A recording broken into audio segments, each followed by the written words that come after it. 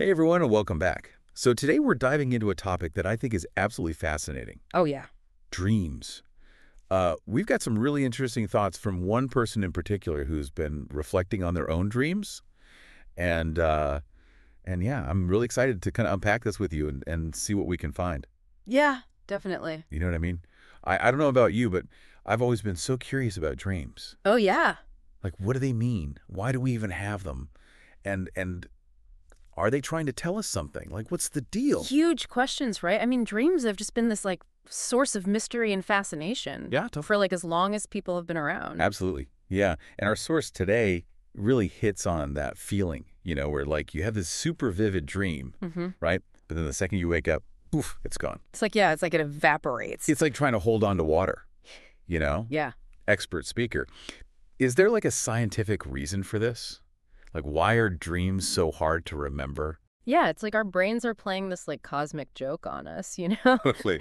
You have these incredible experiences while you're asleep, and then they vanish like smoke. Yeah. So part of it has to do with this thing called REM sleep. Okay. Which is that stage of sleep where most dreaming happens. Gotcha. And during REM, our brains, they're incredibly active, almost as if we're awake. But get this, our muscles are basically paralyzed. What? Yeah, it's wild. So this paralysis, it prevents us from acting out our dreams, which is probably a good thing. Probably, yeah. But that same brain activity, it doesn't always make it easy for us to remember those dreams when we wake up. Interesting. There's actually this specific region of the brain called the hippocampus. Okay. And it plays a key role in memory consolidation, basically making memories stick. Mm-hmm. And studies have shown that the hippocampus, it's not as engaged during REM sleep, which might explain why those dream memories are so fleeting, so slippery, like you said. Wow. So it's almost like our brains prioritize the dreaming experience itself over remembering it. Exactly. It's like, enjoy the show, but don't worry about taking notes. I love that. Right. Now, the source also mentioned feeling kind of hesitant to share their dreams with other people. Yeah. Like it's something really personal. Yeah, I get that. And I totally get that. It can feel really private. But it does make you wonder, though, right? Yeah. What if we could share dreams? Oh, yeah. What if there was a way to, directly experience someone else's dream? Oh, that would be amazing. Right. That's such a tantalizing idea. Yeah. And while we can't directly swap dreams, technology is starting to kind of blur the lines a bit, you know? Really? Yeah. There are these devices that claim to influence dream content. Wow. And researchers are even exploring ways to decode brain activity during dreaming. Oh, wow. To create visual representations of what someone is experiencing in their dream. That is mind-blowing. I know, right? It's still early days, but who knows what the future holds. That's incredible. I know, it's so cool. So speaking of decoding dreams, our source also talked about the idea that dreams reflect our lives and moods. Oh, yeah. Do you think there's any truth to that? Can bad dreams actually be helpful in some way? Absolutely. Dreams can act as a sort of emotional processing system. Interesting. So think of it like this. During the day, we're constantly bombarded with information and emotions. Right. Our brains, they need a way to sort through all of that. Yeah. And dreaming it provides this safe space to do so. Okay. So even though a nightmare might feel unpleasant, it could actually be your brain's way of working through anxieties or fears in a symbolic way. Huh. That's a really interesting perspective. Yeah.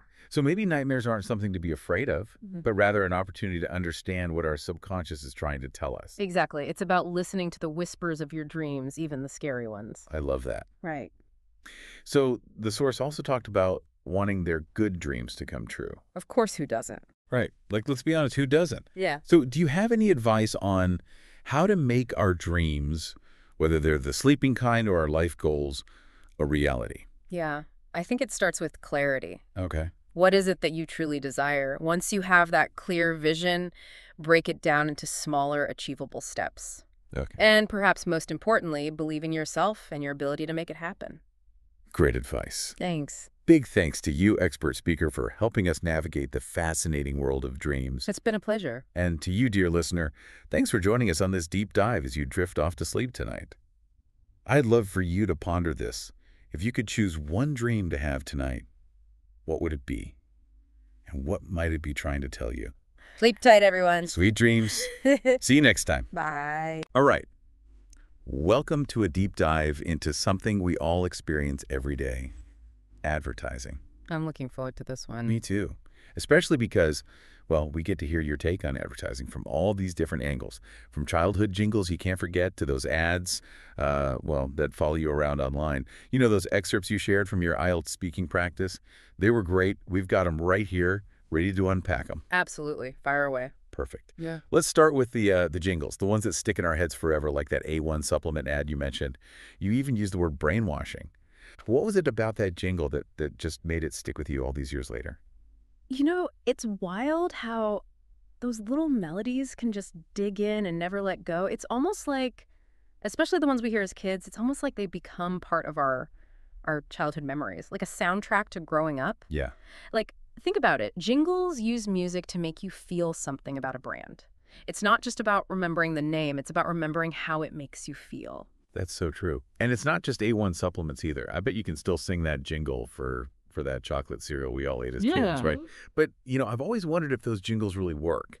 Like, did people actually buy more A1 or more sugary cereals just because of a catchy tune? Well, that's the million-dollar question, isn't it? It's really hard to measure exactly how much a jingle impacts sales. But think about it this way. Jingles make brands recognizable. They make you remember them. Even years, even decades later, you remember the brand, and you probably feel something when you think about it. Nostalgia, maybe fondness, or maybe even just a craving for a bowl of that cereal. Okay, you've got a point there. It's like planting a little seed in your brain that can pop up years later. But let's move on from the sugary cereals. Sure. You mentioned in your IELTS practice seeing ads everywhere on trains and buses. I get it. It can be a bit much sometimes, like they're unavoidable when you're using public transport. Yeah. But have you ever thought about why those ads are there? It's easy to see them as just clutter, but advertising revenue helps to subsidize public transport. Oh, wait. So think about the costs of running buses and trains, maintaining the vehicles, paying the drivers, fuel costs. It all adds up. And advertising helps cover those costs, which can mean lower fares for everyone. That's a good point. So it's kind of like a trade-off. We put up with the ads, and in return, we get cheaper fares. Yeah. But it makes you wonder if there's a better way, though, right? Like a system where the ads are more targeted or less intrusive. Exactly. That's where things get really interesting. Advertising has moved on from those jingles and those posters on buses and trains to this whole world of personalized online ads.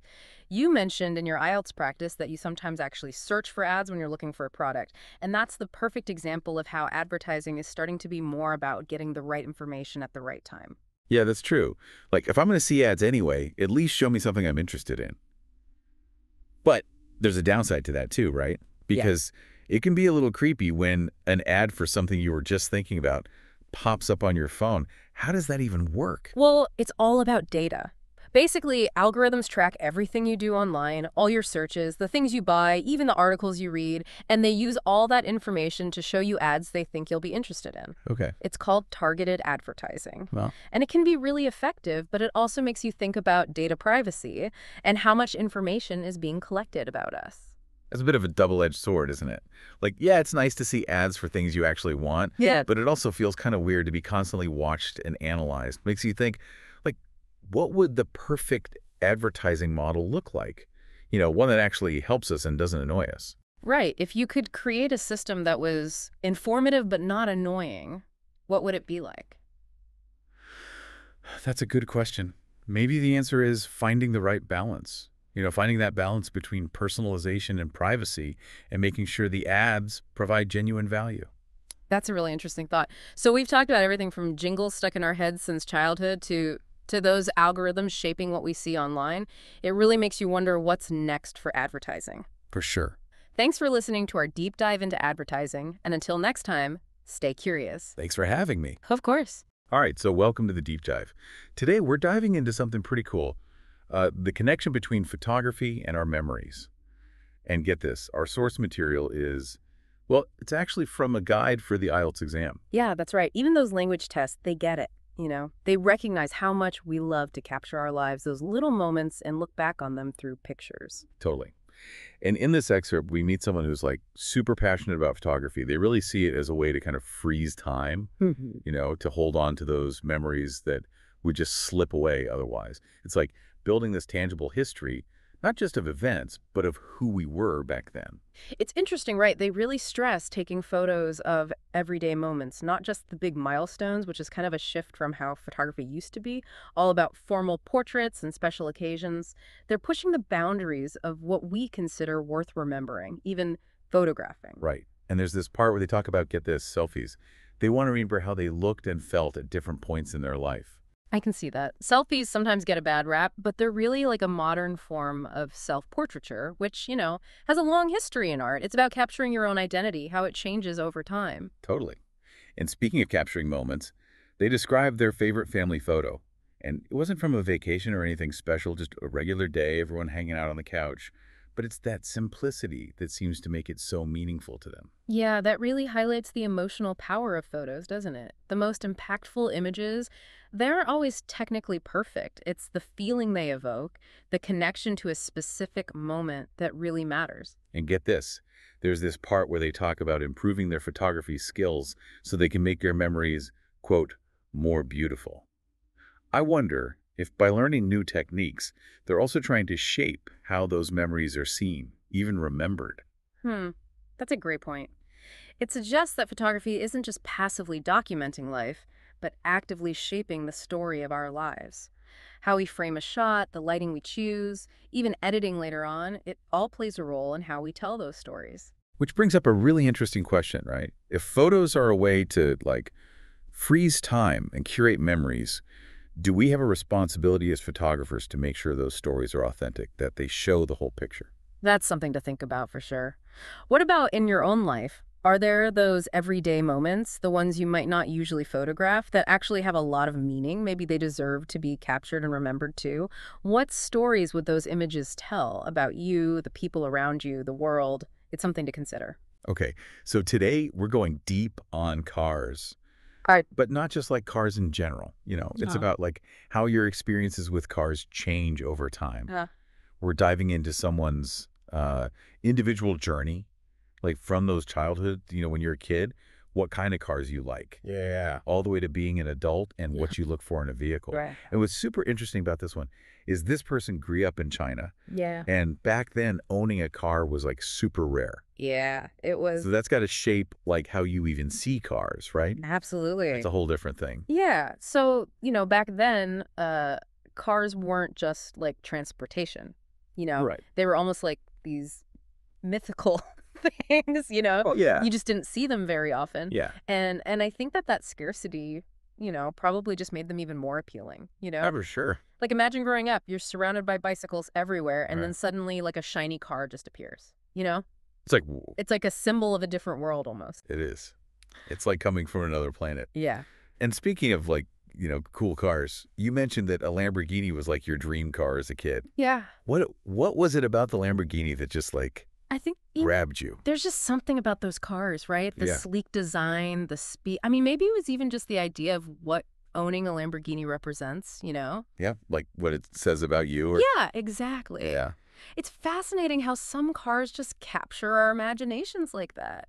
But then as an adult, you're more into SUVs. Yeah. That's a big change, right? It is. But, it's funny how life does that, right? Right. Like, when you're a kid, it's all about like speed and flashiness. Yeah. But then as you get older, your priorities change. Yeah. You start thinking about practicality. Totally. You need space. Maybe you have a family, Right. Kids and all that. Exactly. And suddenly that SUV starts looking a lot more appealing. Yeah. And, you feel powerful up high. Oh, yeah, there's that too. That sense of control. You're in command. Command, exactly. You're not just driving, you're like conquering the road. Yeah. And, you mentioned something else that I thought was interesting, too. You actually prefer to be a passenger. I do. More than the driver. Yeah. Why is that?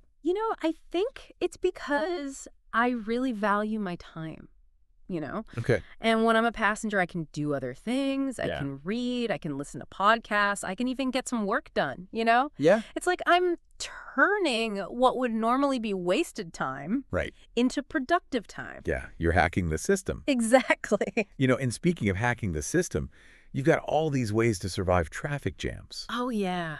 which I'm sure you have plenty of experience with. You know, it's podcasts, games, chatting with friends. I mean, you name it. I've tried it. That's awesome. You got to make the most of it, right? Yeah, you do. Otherwise, it's just wasted time. It's true. It's like finding these little pockets of, productivity or even just like enjoyment. Yeah, exactly. And these crazy busy lives that we have. It's like turning a negative into a positive, I love it. It's all about perspective. It is. Yeah, It's mindset. Yeah. So we've gone from, seeing like basically no cars in your childhood Right. to dreaming of this like super flashy Lamborghini. Yeah. To now you're all about the SUV, Practical. the practicality, and actually enjoying being the passenger. It's funny how things change, right? It really is. And it makes you think about like what our car preferences actually say about us, Yeah, definitely. Do they reflect our values, our priorities, how we see ourselves in the world? All that. I think so. It's deep. Deeper than you might think. Yeah. So I want to leave everyone with this. Think back to your own childhood. Yeah. What were your first memories of cars like, Good question. Was there a car you were just obsessed with, or was it more about like family road trips? Right. Those kinds of experiences. And how do you think those early memories have shaped what you look for in a car today? That's something to think about. It is. Yeah. All right. Thanks for diving deep with us. My pleasure. And we'll catch you next time. See you then. Bye. Hey, everyone. Welcome back. Today, we're taking a deep dive into the world of street markets. Street markets. Those vibrant hubs of commerce and culture that you find all over the world. We got some really interesting excerpts here from a website about IELTS speaking practice. IELTS. And the focus is on how street markets are experienced in China. Oh, cool. So, what exactly are people buying at these markets? Our source mentions fresh produce. Right. Which seems pretty obvious, but I'm guessing there's got to be more to it than that, right? Oh, way more. I Yeah. mean, think about it. It's not just about like grabbing groceries. Yeah. It's the whole experience, right? Yeah. You're seeing all these vibrant fruits and vegetables. Right. You're smelling the fresh air, maybe even trying some samples. Oh, yeah. It's just a completely different experience than online shopping. I know. It's like you can't get that sensory overload Yeah, of just clicking add to cart. No, you can't. And speaking of sensory overload, our source also talks about the food and drinks. Yeah. And how it's not just about eating. Right. It's about grabbing a bite with friends, making it a social thing. It's totally a social thing. I mean, Yeah. picture this. You're surrounded by people. Right. Vendors are calling out. Maybe there's some music playing. It's like a party. It's a party. It's a world away from, like, the quiet aisles of a supermarket, you know? Right. It's so different. It is. Now, our source actually mentions preferring shopping malls for convenience. Interesting. And I get that. Yeah. Sometimes you just want to like Totally. go in, get what you need, and get out. Yeah. But I wonder if we're losing something by choosing that efficiency over the street market experience. That's a great point. Yeah. Yeah. I mean, malls are fantastic for predictability. You Right. know exactly what you're going to find. yeah. But street markets, they offer this sense of discovery. Our source even talks about finding bargains, Right. which hints at that thrill of the hunt Yeah. for unique items and better prices. Like you could stumble upon something you never even knew you needed. Exactly. I mean, you might find something totally unexpected and amazing. Right. And speaking of discovery, our source talks about visiting a street market in Hondo, a new city, as a way to get a feel for the place. Oh, that's so smart. What do you think about that? I think it's brilliant. Yeah. Street markets are like these little cultural snapshots. Oh, I like that. You see what the locals are buying, what they're eating, what they're wearing. It's like you're getting a glimpse into their everyday lives. Exactly. It's like bypassing those polished tourist attractions Yeah. and seeing the real heartbeat of a community. I love that, the heartbeat of a community. Right. And speaking of community, our source highlights how street markets are everywhere in China, They are. They're everywhere. even tied into the nightlife scene. Oh, yeah, absolutely. It's so interesting. It is. In China, street markets are so much more than just places to shop. Right. They're deeply ingrained in the social fabric, you know? Yeah, it's like a fusion of commerce and culture. Exactly. It's where commerce, community, and celebration all blend together. It's so different from that Right. Western idea of a quick in-and-out shopping trip. Yeah, totally different. So it sounds like we've uncovered some really interesting aspects of street markets. We have. The sheer variety of goods you can find, Uh-huh. the whole convenience versus bargain debate, and their role as these vibrant cultural hubs, Especially in China. especially in China. Yeah. Which brings up a really interesting question. What's that? What does the future hold for street markets, That's a good one. especially with the rise of online shopping? Right, especially in a place like China that's changing so rapidly. Will they adapt and thrive, or will they slowly fade away? It makes you wonder. It really does. It does. Maybe this deep dive has even inspired some of you listening to check out a local street market. I hope so. You know, you might be surprised at what you discover right in your own neighborhood. You really might. Thanks for joining us for this deep dive into the world of street markets. It's been fun. We'll see you next time. See you later. Bye. Bye. All right. Hey, everyone. Welcome to another deep dive with us. Today, we're going to do something kind of different, something special just for you. Oh, yeah? We're going to be taking a deep dive into your fascinating website habits. I like it. I like it. Yeah. You know, we asked you to fill out this questionnaire, IELTS speaking, Huh? discussing website habits. Mm-hmm. And, you know, you did. You did. You gave us some fascinating insights. So we thought, you know what? Let's take all this awesome stuff that you told us about your online world Yeah. and really dig in deep. Yeah, let's unpack it. Yeah, unpack it. And you know what else? What? We're going to sprinkle in some, some wider trends that we're seeing, Yeah. like, in China and stuff like that. Oh, interesting. Yeah, so we can kind of see how, your choices stack up. Right. Or if they're totally unique. Yeah, exactly. And you know what? Another thing, What's that?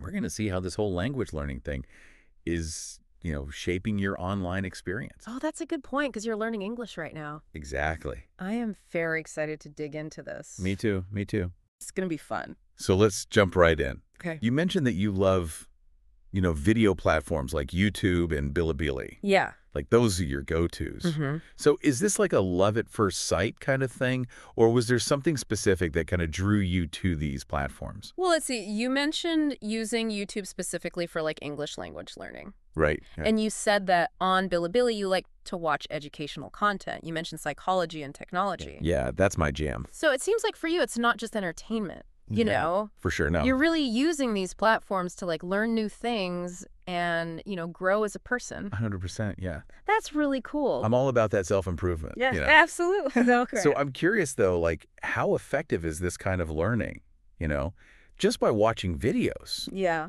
It seems almost too good to be true. You would be surprised. Yeah, there's a whole like growing field of research on incidental language learning. And it basically says that like picking up a language through exposure to like authentic content, Really? like the videos that you're watching on YouTube, that can be incredibly effective. Really? Yeah, because you're immersing yourself in, real life conversations. You're hearing different accents. You're exposed to a variety of topics. Right. And because you're enjoying the content, you're more likely to like stay engaged and like really absorb that language naturally. Oh, it makes total sense. Yeah, Like, I'm not even really trying to learn when I'm watching these videos, but it's just happening. exactly. That's awesome. Yeah, it's pretty cool. Okay, so YouTube, I get it, but Bilibili sounds like a whole other world. Yeah, it is. You described it as like the Chinese YouTube, Mm-hmm. like a strong community vibe. Yes, very much so. Can you like paint us a picture of what makes Bilibili so unique? Okay, so imagine a platform where you're not just passively watching. Okay. You are actively engaging through like a constant stream of comments. Yeah, they're called bullet chats, and they just like fly across the screen in real time. Oh, It's like you're watching with, thousands of other people. That's crazy. I know. And then there's like virtual GIFs that users can send to content creators. How cool. So it's like another layer of interaction and support. So they're not just watching, they're like participating. Exactly. I Yeah, get that's it. so cool. So it's that like community aspect that really sets Bilibili apart. I can see that. Yeah. Yeah. Wow, that's fascinating how these platforms become so deeply like ingrained in a culture, Right. It's like part of the fabric. Totally. So, okay, you also mentioned that like moving abroad influenced your online choices. Yeah. Like you shifted from Chinese to English language sites. It's true. What drove that shift? It's pretty natural. Mm. When we change our environment or our language focus, Yeah. we tend to seek out content that aligns with that new context. It's like tuning your antenna, Yeah. to a different frequency. That's a great analogy. And you were already into learning English on YouTube, so it's kind of like those two worlds collided. They did, yeah. That's cool. Mm. Okay, speaking of China's online world, we Yeah. can't forget about Douyin, Right. which you said is even replacing traditional TV for many people. Yeah, it's huge over there. Really? Yeah. Is this a trend that we're seeing, like, everywhere? Absolutely. Like Douyin, or TikTok as it's known globally. Right. It's like the perfect example of the rise of short-form video content. Okay. It's fast, it's visually engaging, and it's perfect for, our shrinking attention spans. Yeah, no. And the algorithms, Oh, yeah. behind these platforms are really good at, like, curating content based on what we've watched before and what we like. Yeah, it's kind of scary how well they know us. I know, it's a little creepy. So we've journeyed through your unique website habits. We have. We've connected them to broader trends, in China. And we've seen how this whole language learning thing has really impacted your online experience. It's been a wild ride. It has. Yeah. Okay, so any final thoughts before we wrap up? I think it's really fascinating, and you know how the internet is becoming increasingly personalized? Yeah. It's like those algorithms are shaping our online experiences. Yeah, for sure. And it makes you wonder, about these filter bubbles. Oh, yeah. And how our access to information is becoming so individualized. That is a great point. It's something to think about. That is a thought-provoking point for sure. I think we uncovered a lot in this deep dive. Yeah, we did. So to all of you out there listening, what resonated most with you? Yeah, what stood out? What other questions do you have about this crazy, ever-evolving online landscape? Let us know. Yeah, thanks for joining us. See ya. Hey, everyone, and welcome back. You ever catch yourself looking at your phone like 10 times an hour just to see what time it is? Oh, yeah, all the time. Well, today we're going like deep on watches for this deep dive. And we're going to look at why some people, they got to have one right. Right. But other people, well, they just don't see the point. Mm-hmm. And actually, the person we're hearing from today is one of those people who just doesn't really get the watch thing. Interesting. Yeah, we've got some excerpts from IELTS Speaking, discussion on wearing watches. And it's this really honest look at one person's relationship with watches. So big question is, are they just a timepiece? Are we talking like a status symbol? Or is there like something more there? I think what really jumps out from this person's story is just how quickly they're like, nope, not really, when they're asked if they wear a watch. Yeah. Like, it's just not even a question for them. And honestly, that kind of says a lot about how we think about time now. Totally. Like, our phones, they're just right there, Yeah. Always telling us the time. So it really makes you think. Like, have watches kind of become a thing of the past? Right. And our person today, they actually say, it just feels like a hassle to even put a watch on. Wow. But then it gets interesting because they mention getting a G-Shock as a gift Oh. from an ex. Ooh. Kind of a heavy present. Yeah, that's one way to make sure someone remembers you. Yeah, you're going to be looking at that time a lot. Exactly. But I think this actually brings up something kind of important about watches. Yeah. They can be like really sentimental. Like, they mark these moments in time, For me, I actually have my grandfather's watch. Wow. And every time I put it on, Yeah. it's almost like I'm connecting with him, with our family history. Yeah. It's so much more than just telling time. It's about holding on to those memories. That's beautiful. It's like having this, physical reminder Yeah. of all that time that's passed. Yeah. And the people who have been part of your journey. But okay, so then our person brings up another really good point. They talk about why people wear those like crazy expensive watches. Yeah, yes. Like, is it all just to show off? Status is definitely part of it for some people, for sure. But I think there's also this deep appreciation for the craftsmanship that goes into these watches. Yeah. Like, have you ever really looked at a mechanical watch? Yeah. It is this tiny little machine. Yeah. And so many of them are still built by hand. It's like this incredible miniature work of art. Yeah. Like, think about Patek Philippe watches. Uh-huh. They're famous for having these super complex movements. Some of them have over 1,000 individual parts, Wow. all working together perfectly. It's mind-blowing. It's like a whole art form in itself. Yeah, you're right. There is something so beautiful about something that's just so precisely made. Right. It's like the difference between like a print you buy at the store Yeah. and then like a hand-painted masterpiece. Yeah. It's like that level. But here's the thing that's really interesting. Our person today, they kind of switch gears. Okay. And they say that for them, time management is way more important than actually wearing a watch. Oh, interesting. So this gets to like the core question. Yeah. Can you really be mindful of time if you don't have this physical reminder on your wrist? That is the million-dollar question, isn't it? Right. Especially now, we live in this world where it's just constant distractions. Like, our phones are buzzing nonstop. We got notifications popping up left and right. Yeah, it never ends. It's relentless. Right. And a watch, in a way, it's kind of like the opposite of that. Okay. It's like saying, I have this one specific purpose. I'm here to tell you the time. Yeah. And maybe that simplicity actually helps us be more present, like more in the moment. It's almost like you're making a statement when you decide to wear a watch in this digital world. I think so. Like you're saying, I'm not going to let myself get controlled by this like constant flood of information. Oh, yeah. You know, Yeah. like I'm going to set my own pace. It's about taking control. Yeah. I love that. Maybe at the end of the day, this whole watch thing, it isn't really about needing to know exactly what time it is. Yeah. Maybe it's more about like making a conscious choice about how we want to experience time. Right. And how we want to value it in our lives. I like that. Yeah. It's about how we relate to time. Exactly. Awesome. Well, thanks for joining me on this deep dive today. Of course. It was my pleasure. And to all of you listening out there, we hope you enjoyed it too. Yeah. Thanks for being here. And until next time, keep on ticking. I'll try my best. Hey everyone, welcome back for another deep dive. Today we're tackling something I think we can all relate to. Oh, yeah. Time management. Mm-hmm. We've got some excerpts here from a text called IELTS Speaking 29, Time Management. Okay. And what's really cool is it's not just like a dry how-to manual. Right. It's like this person's honest, like kind of messy journey Yeah. with trying to get a grip on their time. Yeah. I mean, we've all been there, right? Oh, absolutely. Like, who hasn't struggled with that? Exactly. So they start off talking about to-do lists, Classic. right? Like good old-fashioned to-do lists. Yeah, I gotta start somewhere. And they talk about prioritizing tasks by urgency, Makes sense. which, yeah, totally makes sense in theory. Sure. But I'm curious, what about you?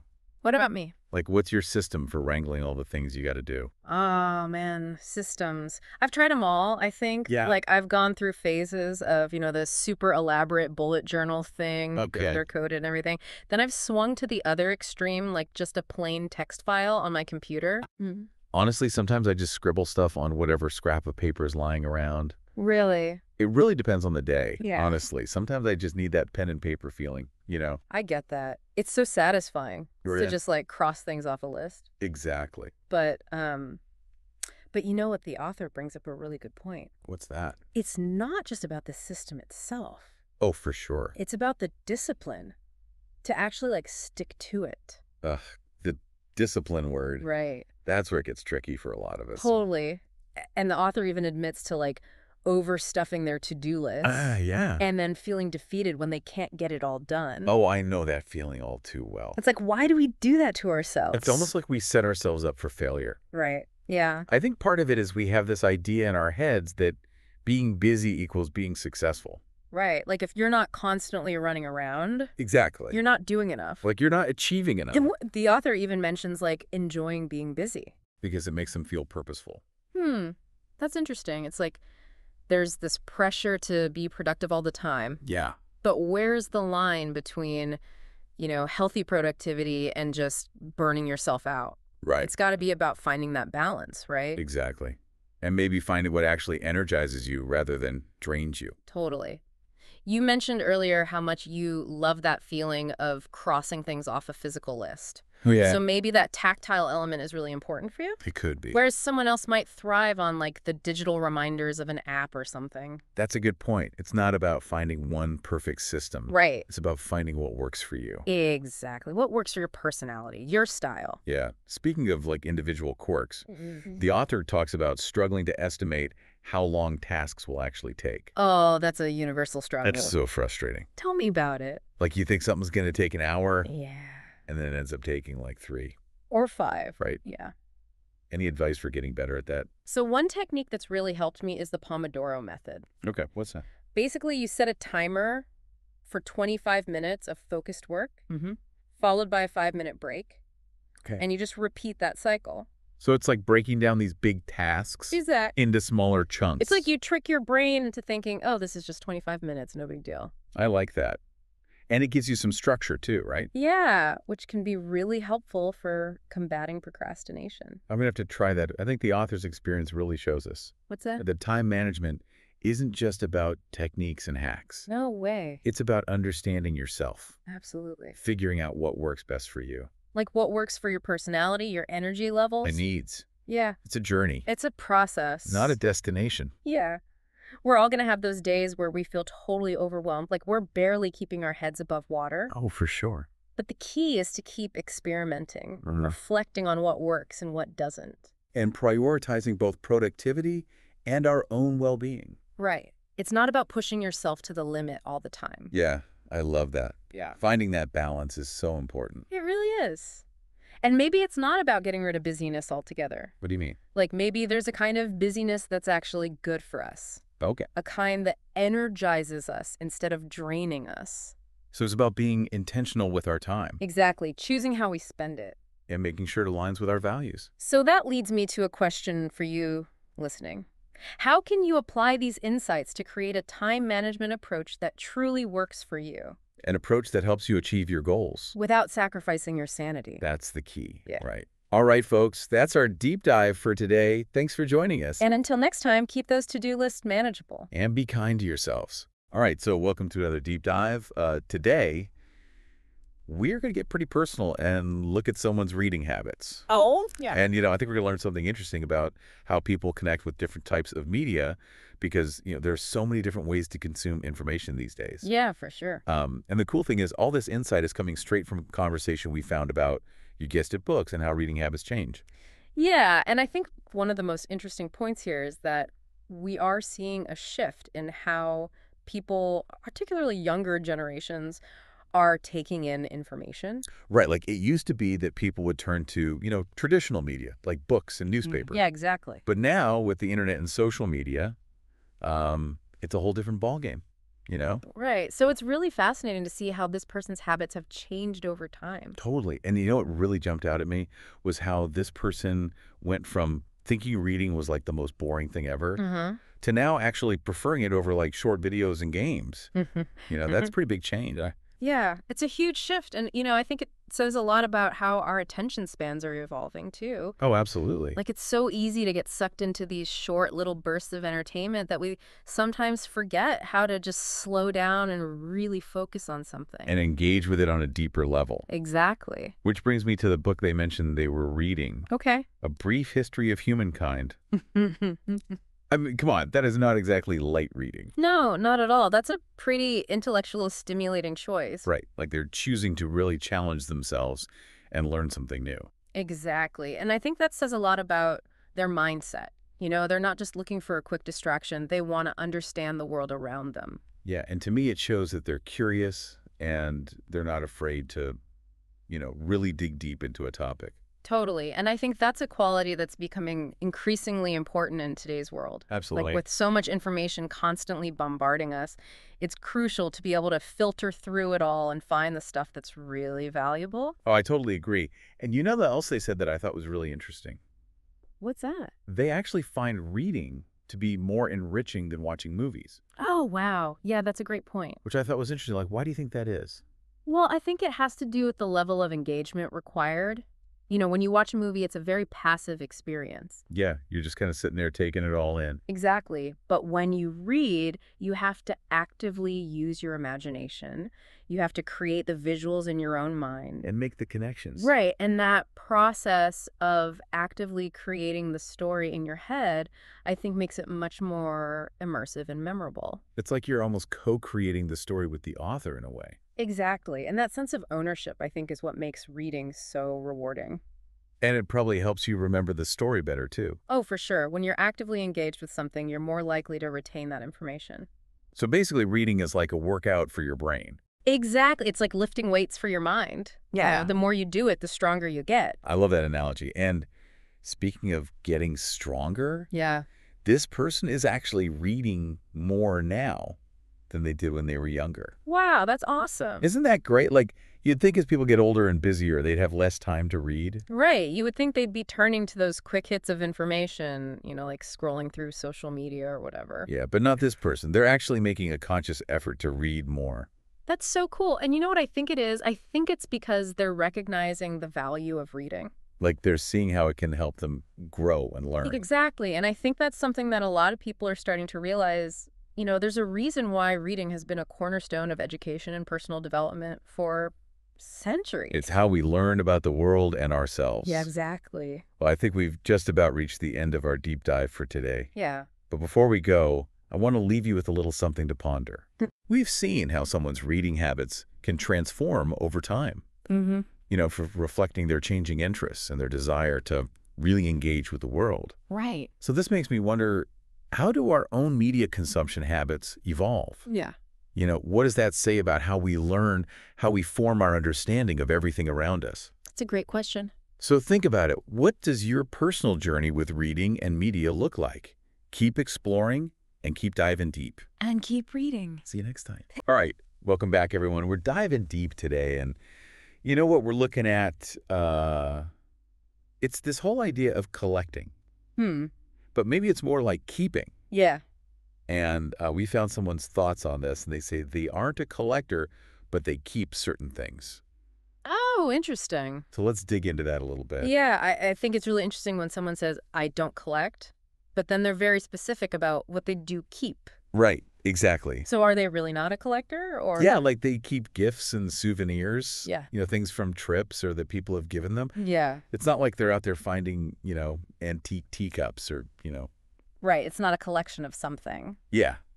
Yeah, so it sounds like it's more about the memories attached to those items rather than the items themselves. I think that's a really good point, and I think that's a big difference between collecting and keeping.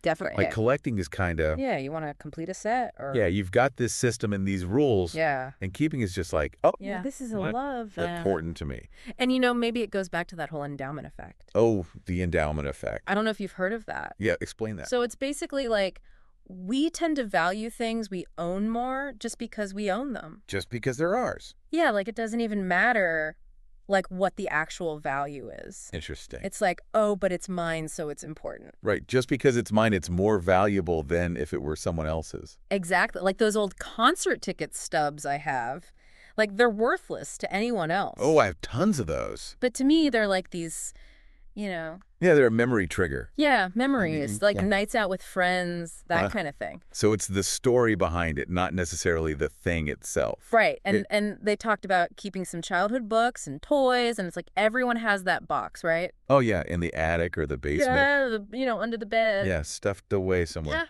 Yeah, and I think it's so powerful because it's like those things bring back. So much nostalgia. Yeah, all those memories. You open that box and you're instantly transported back to your childhood. Yeah, and I didn't open my box for years. Really? I was like, oh, it's too much. Yeah, it can be overwhelming. Yeah, but when I finally did, it was like, whoa. All the memories come flooding back. Like just from holding a teddy bear or looking at a book. Powerful. Yeah, and it's like, do you think people are afraid of losing those memories if they get rid of this stuff? That's a great question. I mean, it makes you wonder, right? Like, Yeah. Is the memory tied to the object? Yeah. But this person we're talking about, they're willing to get rid of things that don't have those memories. Right. And they are, pretty clear about, sentimental versus practical. Yeah. They keep practical stuff handy, and then valuable stuff is like tucked away.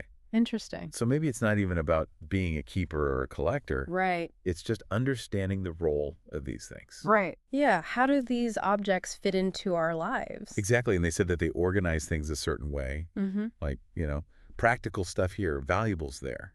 Interesting. It makes me think like what we keep around us. Says a lot about us. Yeah, what's important. What do we value? What are our priorities? Like if it's out and visible. It must be important. Yeah. Yeah. And, and it kind of brings up like those trends we see, like minimalism. Oh, yeah. Marie Kondo and decluttering. Yeah, exactly.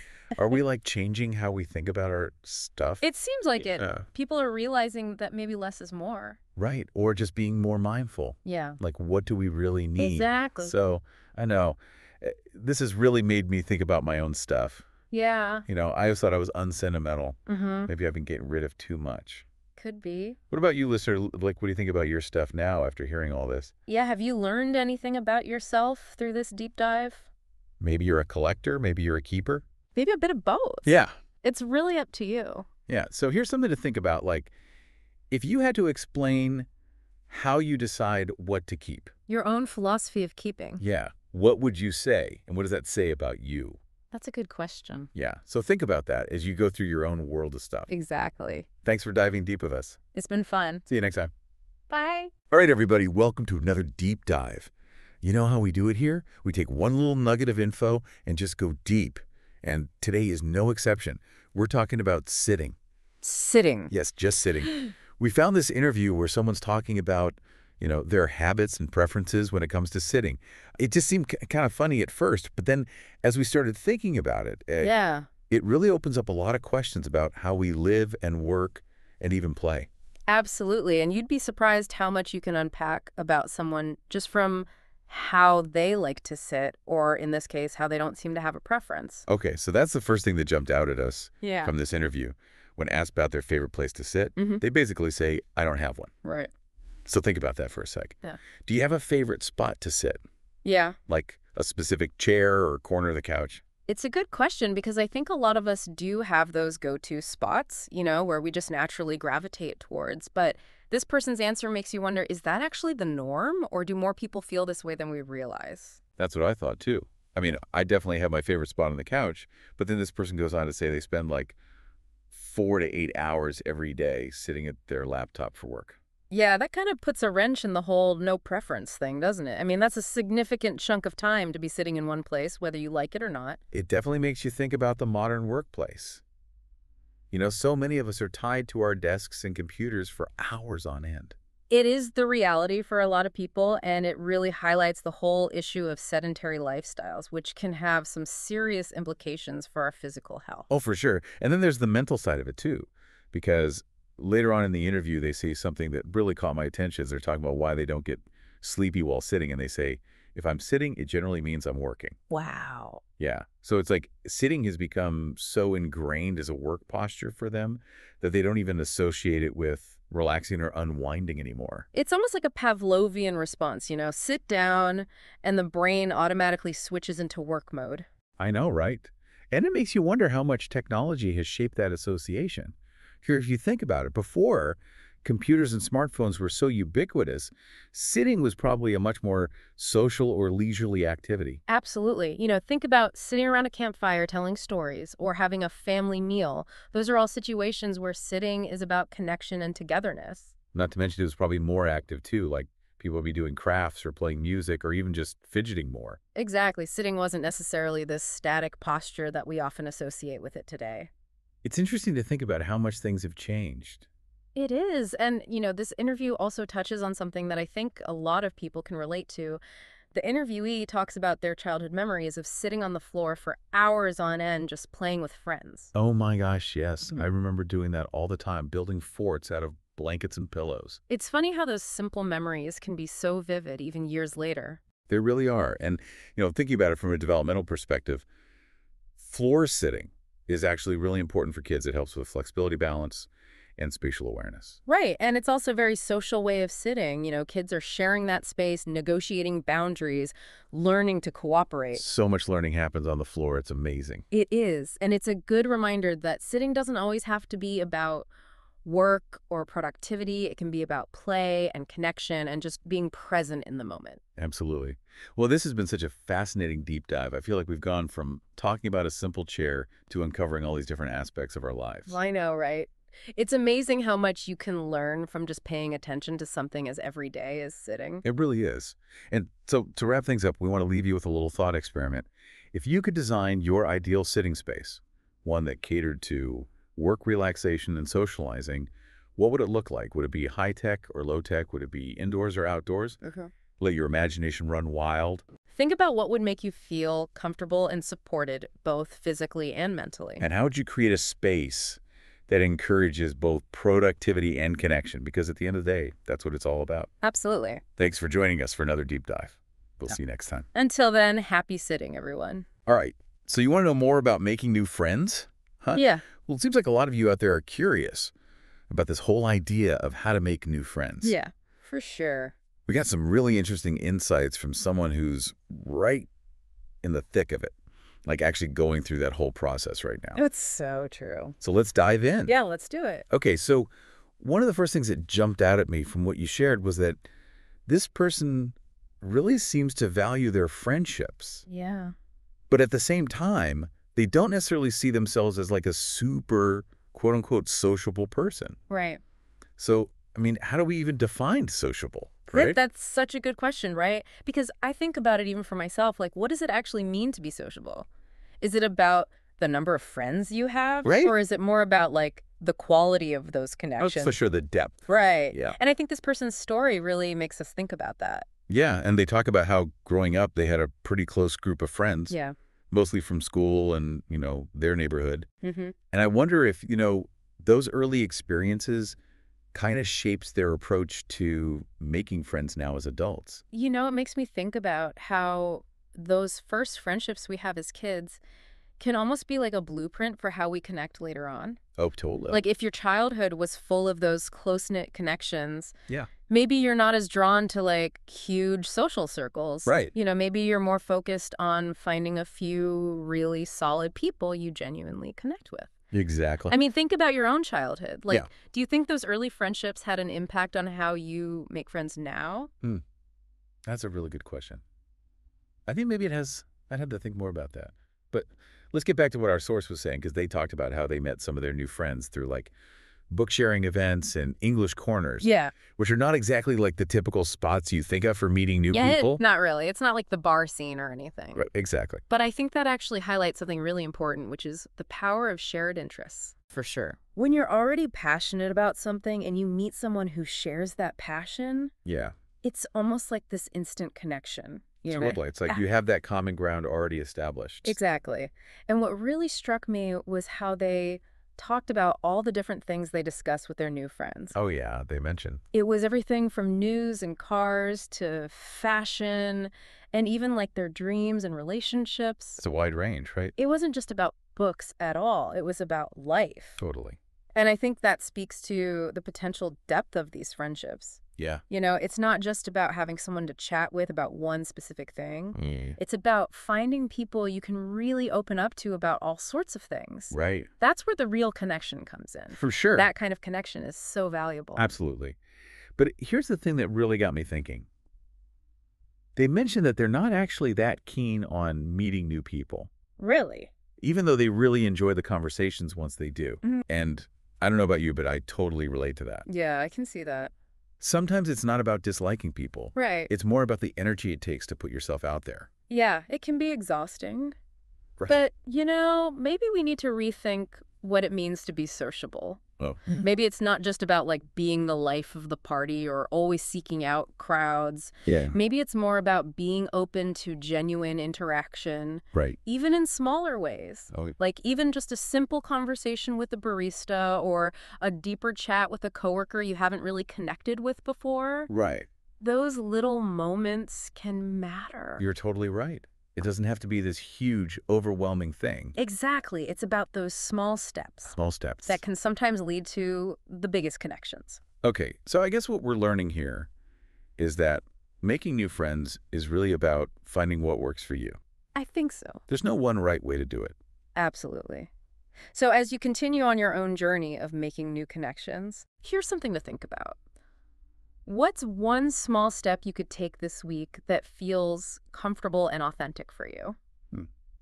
Maybe it's joining a group that aligns with your hobbies. Okay. Or maybe it's just striking up a conversation with someone you see often but haven't really connected with yet. Yeah. You never know where those initial sparks might lead. So true. So be open to those possibilities. That's great advice. Thanks. I think so. All right, well, that's all the time we have for this deep dive. Yeah. But keep those conversations going. Definitely. And until next time, happy friend making. See you later. Bye. Welcome back to the deep dive, everybody. Today we're diving into something a little different. Yeah. We're really looking at personal perspectives, Mm-hmm. on art and drawing. Mhm. And this one really, really stood out to me just because of how it started. And I think a lot of people out there can relate to this. Mm-hmm. You know, we asked, do you enjoy drawing? Yeah. And the response was, drawing isn't really for me. Straightforward. Yeah. So where do we even begin with that? Like, what are some of the things that come to mind when you hear a response like that? Well, I think the first thing I'd be curious about is kind of where that sentiment comes from. Mm-hmm. You know, is it a question of skill? Like, oh, I'm just not good at it. Right. It's not for me. Or is it a genuine disinterest? Mhm. You know, some people just are not interested in visual art. Yeah, I guess, like you said, it could be skill, it could be disinterest. Yeah. Or maybe it's both. Or maybe it's, some combination of the two. Mm. But then you got to wonder, too, are there past experiences involved here? Oh, for sure. Like maybe a bad experience with a teacher. Right. Or even a parent. Or, Maybe they were forced into Yeah. art classes as a kid. Exactly. Yeah. Or even just like, they tried it, they weren't good at it, Yeah. and somebody made fun of them for it. Yeah. Yeah. And it's like, that's it. I'm done. I'm never drawing again. Absolutely. Yeah. Like early experiences with art, I think, can really shape how someone feels about it later on. Absolutely. But here's where things got a little interesting for me. So they said, drawing isn't really for me. Yeah. Right. Yeah. But then they also said that they love visiting art galleries, Okay. Interesting. especially when they're traveling to new cities. Yeah. So it's like, what's going on here? They don't like to draw, but they like to look at other people's drawings. Yeah. It seems a little contradictory, doesn't it? Yeah. But I think it kind of speaks to the different ways that people can engage with art. For some people, it's all about the creation process. Right. And that's where they find their joy, the actual act of drawing or painting or sculpting. Mm-hmm. But for others, it's more about the appreciation, the observation. Right. They might not have the desire to create art themselves, Yeah. but they can still find immense pleasure Right. and meaning in experiencing the work Yeah. of others. And maybe even like the context of it all. Absolutely. Like especially when they said going to new cities, it's almost like they see it as like a cultural thing. Mm-hmm. Like, oh, I'm in this new city. I want to see what their art scene is like. Yeah, exactly. Like it's a window into Yeah. the culture and history of that place. Right. It's a way to kind of understand a place better. So then, okay, so we've got drawings not for me. We've got I love going to galleries. Yeah. And then we asked, okay, well, are you interested in learning more about art? Like maybe taking a class, maybe, doing some reading online. Mm-hmm. And they said, not particularly. My skills and interests lie more in practical, career-focused areas. Okay. So what do you think? Is there any room for creative pursuits Sure. in a life that's so focused on practical skills? Well, I think it's all about, finding that balance, right? Like Yeah. we were saying before, we all have different priorities in life. And Well- for this person, it sounds like their priority is their career, Mm-hmm. which is perfectly valid, of course. Absolutely. But that doesn't mean that there's no room for creative exploration Mm-hmm. at all. Right. It might just look different for them. Right. Okay. Maybe instead of taking a formal art class, Yeah. they find creative expression through their work, Mm-hmm. Maybe they're in a field that allows for some creativity. Yeah. Or maybe they just enjoy experiencing art in a more passive way, like we were talking about with the art galleries. Right. It's not about being an artist yourself, Mm-hmm. but it's about appreciating art and letting it enrich your life. I think that's a really good point. And it also made me think, they mentioned that their only experience with art Yeah. growing up was some basic classes in school, Yeah. nothing with like a dedicated instructor, Right. no real mentorship or anything like that.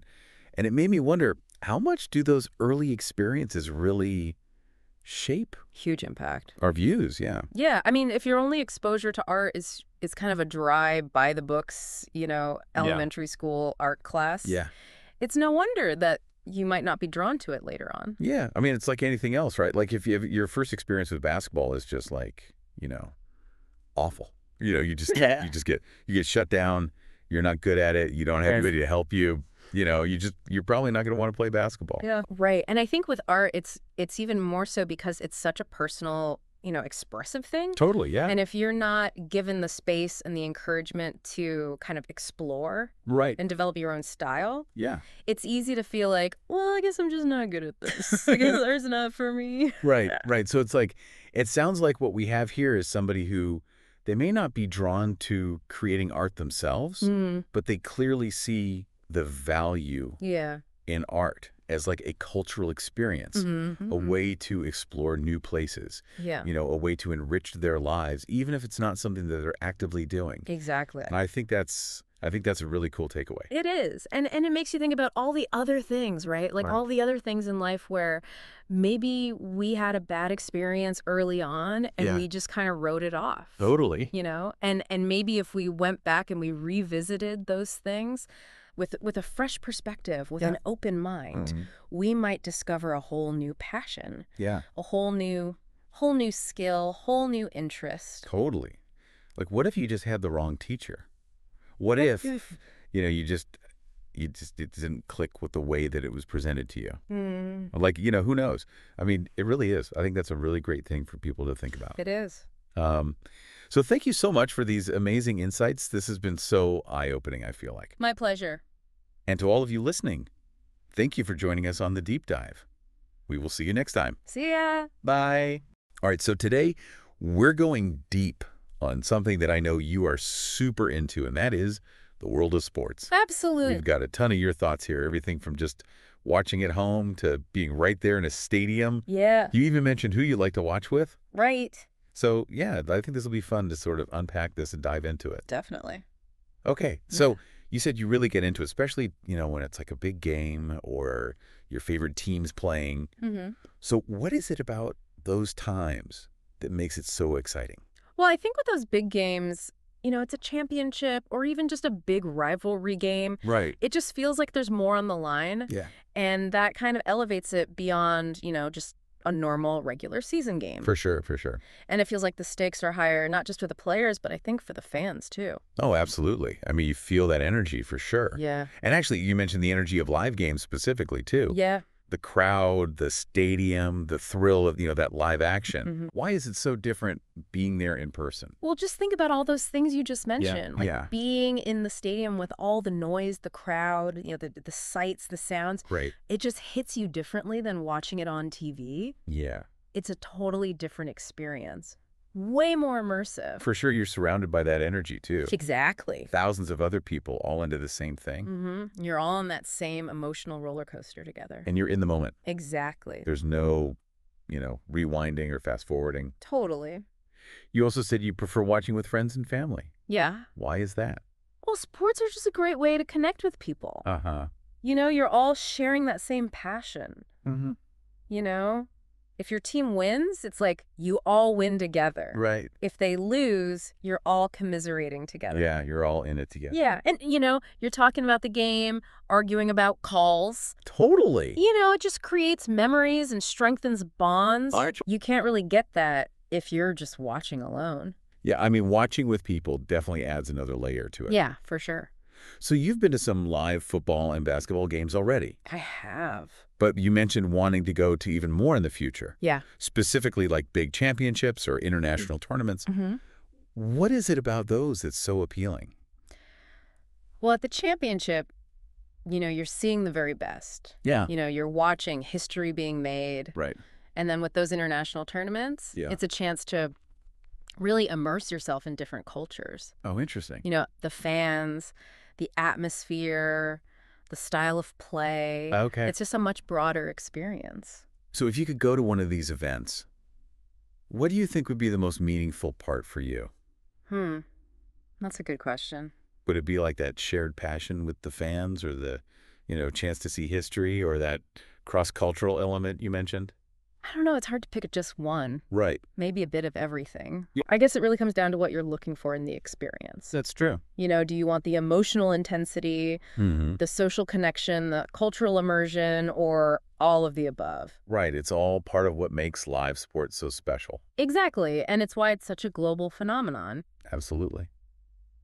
All right. Well, on that note, Yeah. that is our deep dive on your love of sports. Thanks for having me. It was great chatting with you. You too. And to everyone listening, we'll catch you next time. See you then. Hey, everyone, and welcome back for another deep dive. Yeah. You know how we do things around here. Yeah. It takes just one little story or one person's, experience, Right. and we just blow it wide open. Band on it. Yeah. Yeah, we make it this springboard for all these other fascination questions. I love that. So today, we're diving into hobbies, Okay. which is something I think everybody can relate to, Yeah, absolutely. but specifically how they change throughout life. How they evolve over time. Right. I mean, think about it. I'm sure Yeah. our listeners have had tons of hobbies growing up. I mean, I know I have. And some of them have stuck and some of them have completely fallen by the wayside. Oh, yeah, for sure.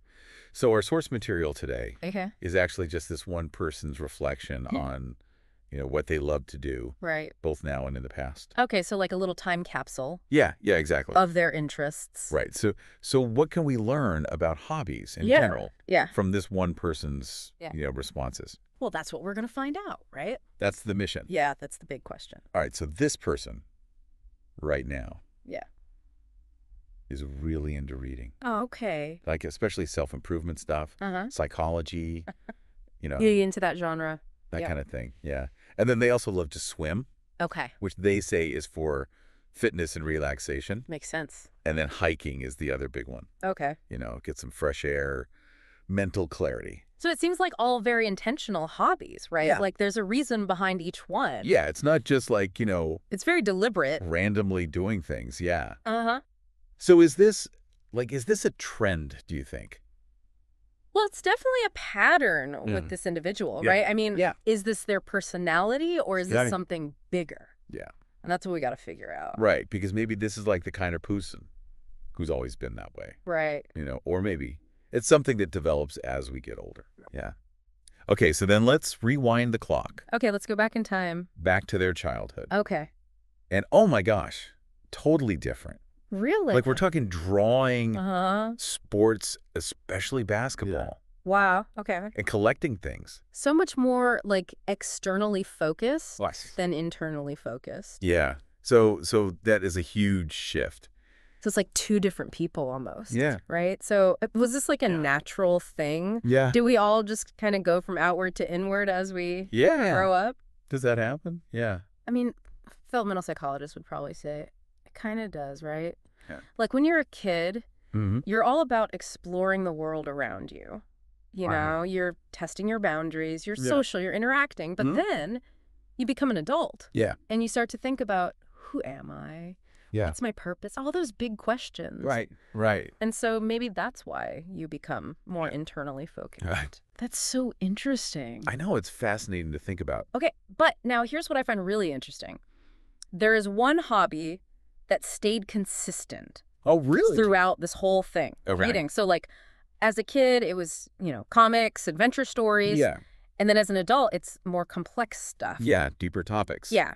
So it's almost like the same passion, Mm-hmm. just expressed in different ways. That makes me think of this quote Okay. by Maya Angelou. She said, any book that helps a child to form a habit of reading, to make reading one of his deep and continuing needs, is good for him. Yeah. And I think that's what happened here. Totally.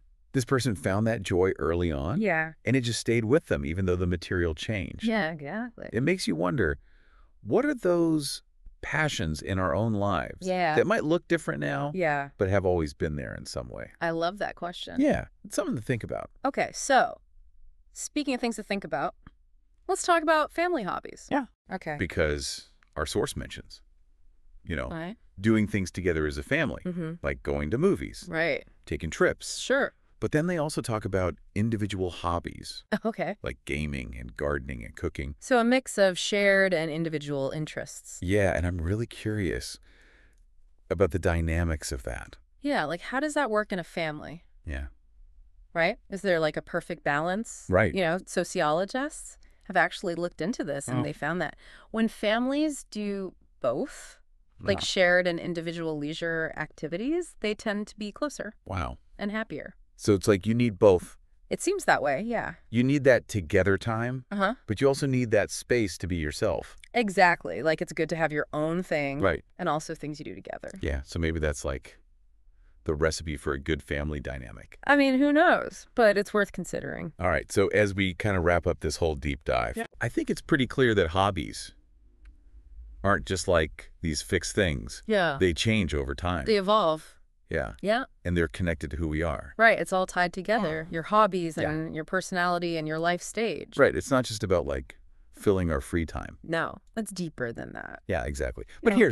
here's one final thought Okay, to leave yeah. everybody with. Mm. Our source was talking about hobbies as activities, Yeah. Right. Like doing things. doing stuff. Yeah. Yeah. But what about hobbies that are more about learning Ooh, that's interesting. or creating things? Okay. Does that change things? Yeah. Is it the same? Yeah. Do those change as much? I don't know. That's a question for another time. Maybe that's your next deep dive. Maybe it is. All right. Well, thanks for joining us As always. for another deep dive, and we'll catch you next time. All right. Hey, everybody. Welcome to another deep dive with us. And today we're going to look into something a little bit different. Yeah. Our source material is someone's practice answers for like an English proficiency test. Okay. But it's still fun because we can kind of see, okay, well, how does this person think about science and what's their relationship to science? Yeah, sounds interesting. And So yeah, today's deep dive is into, this person's practice answers, but also how this person thinks about and interacts with science. I like it. Yeah, so um, from what I was reading, this person finds science pretty intense, but also there's a lot of stuff they enjoy. Like they enjoy sci-fi movies. Oh, They enjoy like hands-on activities like building stuff, and there's a mention of biology, and also there's a really interesting bit about this egg drop experiment that they did. oh, that's a classic. I know, right? So Everybody loves a good egg drop. let's dive in and see what we can find out. Yeah, let's do it. So yeah, I mean, like I was saying, this person seems to really enjoy the quote cool unquote aspects of science, right? Like sci-fi movies, hands-on experiments, that kind of thing. Yeah, and that might suggest that maybe they prefer applied science, actually seeing science in action, like how it works, not just like the theory behind it. Yeah, totally. And that makes me think, for them when they watch sci-fi movies, what is it that's so exciting? Is it like the problem-solving element, or is it just the visual spectacle, or is there something else that they really get into? I mean, I think a lot of people, they connect with science more when it's, something they can relate to, something that feels relevant to their lives. And sci-fi does a good job of kind of exploring those what-if scenarios, Yeah. It really gets your imagination going. Yeah, totally. And it's interesting because this person also mentioned that, some of the science subjects feel really complex and overwhelming for them. Right. So it's not just about, how science is applied, but it's also about how the information is actually presented. Right. Absolutely. And, traditional science education, it often prioritizes, all these facts and figures. You got to memorize this, you got to memorize that. And I think for someone who isn't already passionate about science, that can feel like a lot. Cool, It man. can be super overwhelming. Yeah, for sure. But, you mentioned biology. Yeah. They seem to be interested in that, especially learning about animals. So maybe there's like a little spark of curiosity there, just waiting to be ignited. Right. Yeah. Right. And what do you think it is about animals that, draws them in? Is like their behavior, or maybe their adaptations, or just like the huge diversity of life on Earth, like all that stuff? Yeah, there's so much to explore there. There is. And that reminds me of something else they said about how not all Chinese people go to science museums. Oh, interesting. Yeah. And that makes me think that, they're recognizing that people engage with science in like all these different ways. Right. Some people might just be curious, or they just want to see like the cool exhibits, but then others, they really want to understand like the deeper scientific principles behind everything. Yeah, exactly. Yeah. And I wonder what science museums could do to like be more appealing to more people, like even those who might feel a little intimidated by science, at first. A good question. What if museums incorporated more interactive exhibits or used storytelling to connect these scientific concepts Yeah. to everyday life? Oh, You know, Maybe even taking inspiration from those cool sci-fi narratives that this person enjoys. yeah, I think that would be awesome. Mhm. Make it more relatable, make it less intimidating, and make it more fun. Yeah, exactly. And speaking of storytelling, I remember there's that bit about the egg drop experiment. Oh, yeah, the egg drop. What do you think stands out the most to them about that memory? Was it designing the solution? Was it working with their team? Or was it maybe just like the unexpected outcome of the whole thing? It's funny how those hands-on experiences that can be such powerful learning tools. Yeah. You're applying the science, but in a way that's like tangible and memorable. Right. It's like creating a story almost that you can tell yourself and tell other people. Yeah, for sure. And, it seems like this person really connects with science through these hands-on activities and these really engaging narratives, whether it's like that egg drop experiment or just getting lost in a sci-fi movie. So it makes me wonder, have they ever thought about exploring citizen science projects? Oh, that's a good idea. Those projects are great because you get to apply science to like real world problems, but you're also part of this community. Right. It's a way to experience like that cool side of science firsthand. Yeah, totally. And I think, that this deep dive has really shown us something interesting about how this person relates to science. Even though they said that they find it intense, they're clearly drawn to the practical applications, and they like those engaging narratives. So maybe exploring citizen science or even like diving into some science podcasts, that could be a good next step for them on their journey, of learning about science. Yeah, for sure. And, I always like to remind people science, it's all around us. It really is. So if you Yeah. find those entry points, those things that spark your curiosity, you can really unlock a whole world of wonder and discovery. So well said. Keep those brains bubbling with curiosity, and we'll catch you on the next deep dive. See you later. Hey everyone, and welcome back for another deep dive. Today we're looking at daily routines, Oh, routines. specifically geared towards, effective work and study habits. Yes. We've got some really interesting source material for this one, too. Lay it on me. All right, so we've got excerpts from a conversation with someone who seems to have this whole routine thing down pat. Oh, fantastic. Like they've really figured it out. I love those. Yeah, so they describe their current routine as pretty straightforward. Okay. Coffee dive into studies lunch break and then right back to studying. Mm-hmm. Pretty simple, right? It sounds familiar. I think a lot of us can relate to that in some ways. Yeah, definitely. But from an expert perspective, what are your thoughts on such a minimalist approach? It seems deceptively simple, Right. but I think there's a really powerful underlying principle here, and that's consistency. Okay. The speaker mentions dedicating these consistent blocks of time to studying throughout the day. Mm-hmm. And, this reminds me a lot of the Zeigarnik effect. Oh, tell me more. So essentially, our brains, they tend to remember unfinished tasks way more vividly that's so true. than completed ones, right? It keeps us mentally engaged until we actually finish them. Like looping in the back of your mind. Exactly. And so I think by structuring his day with these dedicated study blocks, Yeah. he's really tapping into that, that inherent drive for completion. Right. And he's making consistent progress without feeling scattered. That's a really great point. Mm. I find that too. Like if I break up my work with like too many different tasks, Right. I end up feeling less productive overall. Yeah.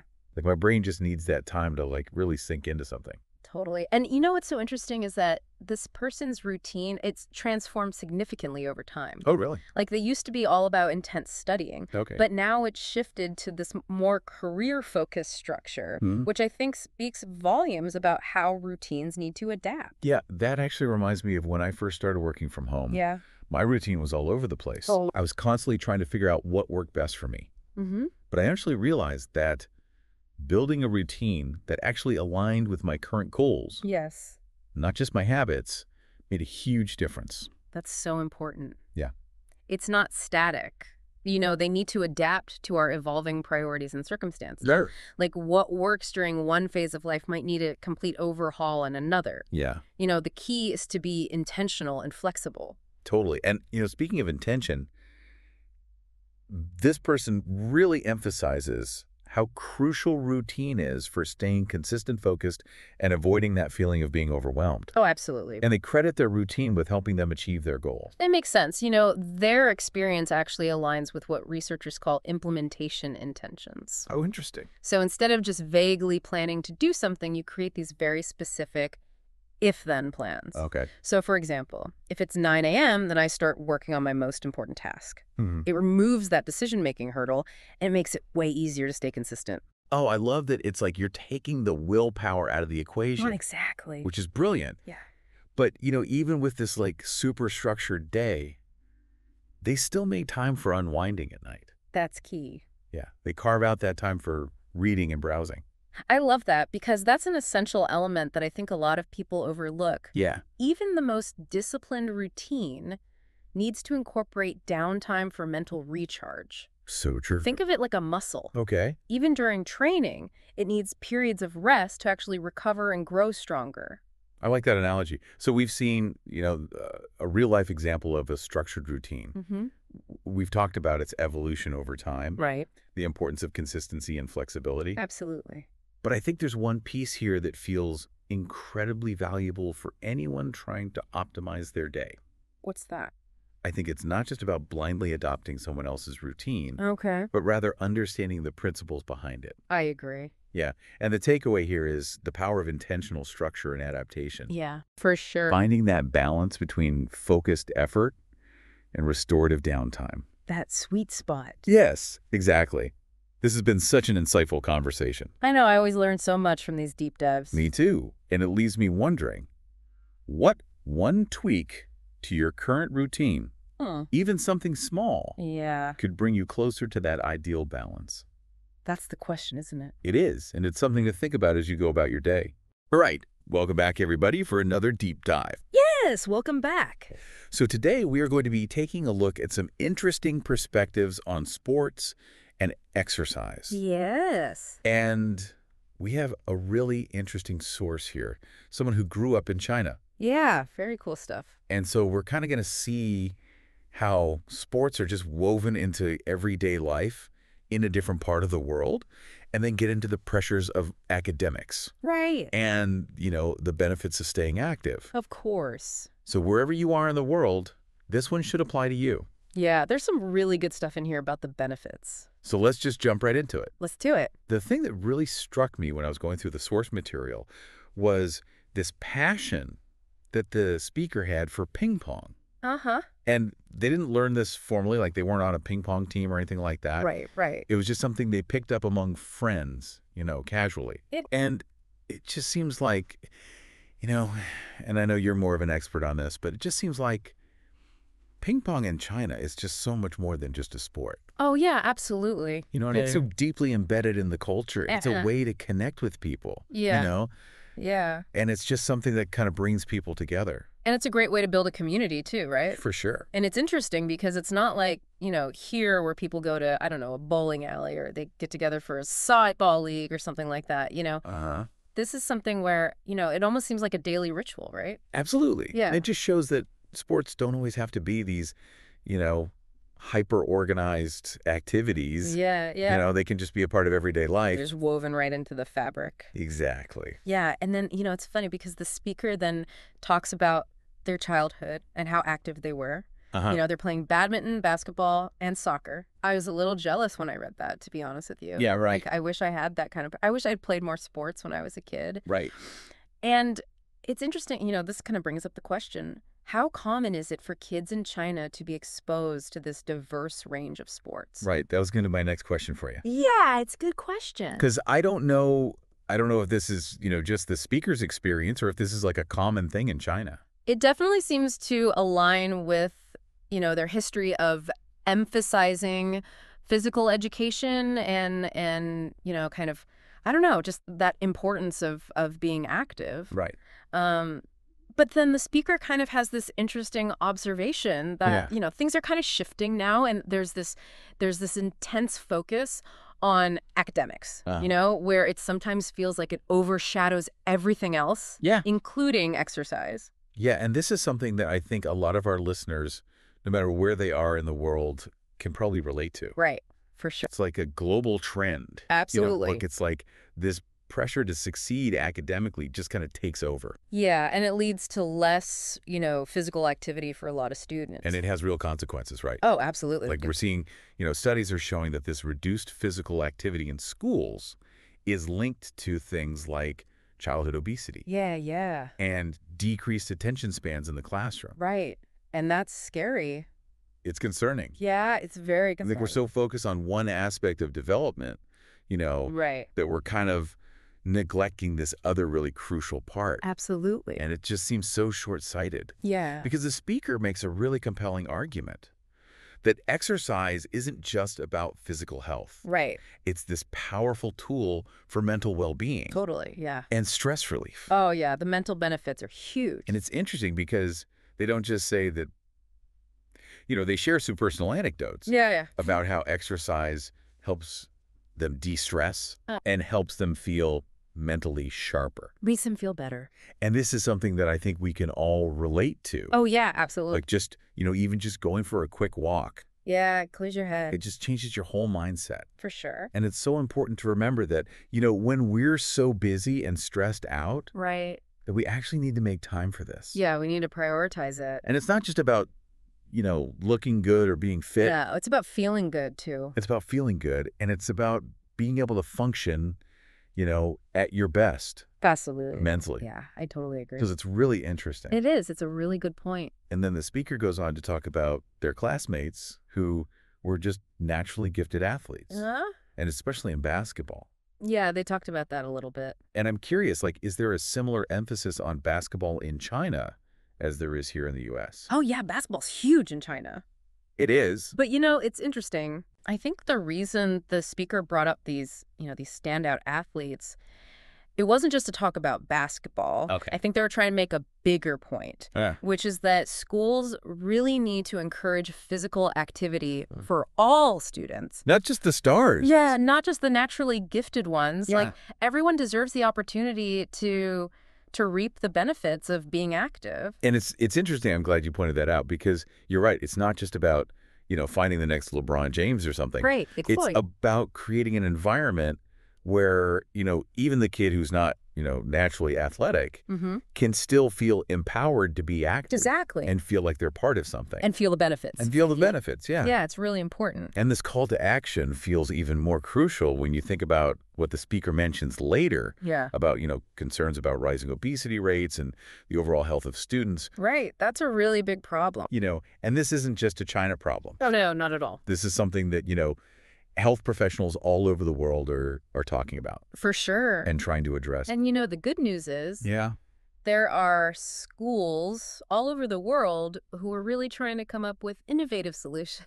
Okay, fill me in. What are they doing? Well, some of them are integrating more movement into lessons. So they're not just sitting at their desks all day. Exactly. Okay. Some are promoting healthy eating habits. That makes sense. And some are even incorporating things like mindfulness techniques. Oh, wow. To help kids manage stress. That's interesting. Yeah, it's really cool to see. So they're kind of addressing this from multiple angles. Exactly. Not just the physical side. Right. That's really great to hear. Yeah, it's promising. So, I think as we kind of wrap up this deep dive into this really unique perspective on sports and exercise, it leaves us with a lot to think about. A lot to ponder. So I'm going to leave our listeners with a question. All right, fire away.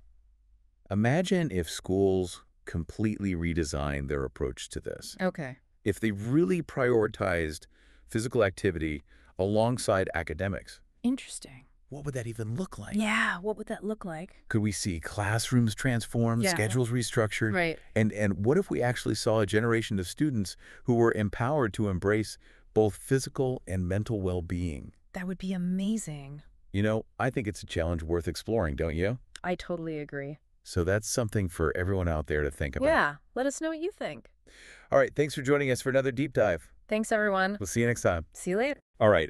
Hey, everyone, welcome back. Ready for another deep dive? Absolutely. Let's do it. Okay, so today we're really going to try and get into how those little seemingly, insignificant moments from childhood can actually stick with you and shape you and who you become as an adult. Right. Like those little things you don't think about at the time, but Exactly. they kind of build up to the whole person. Yeah.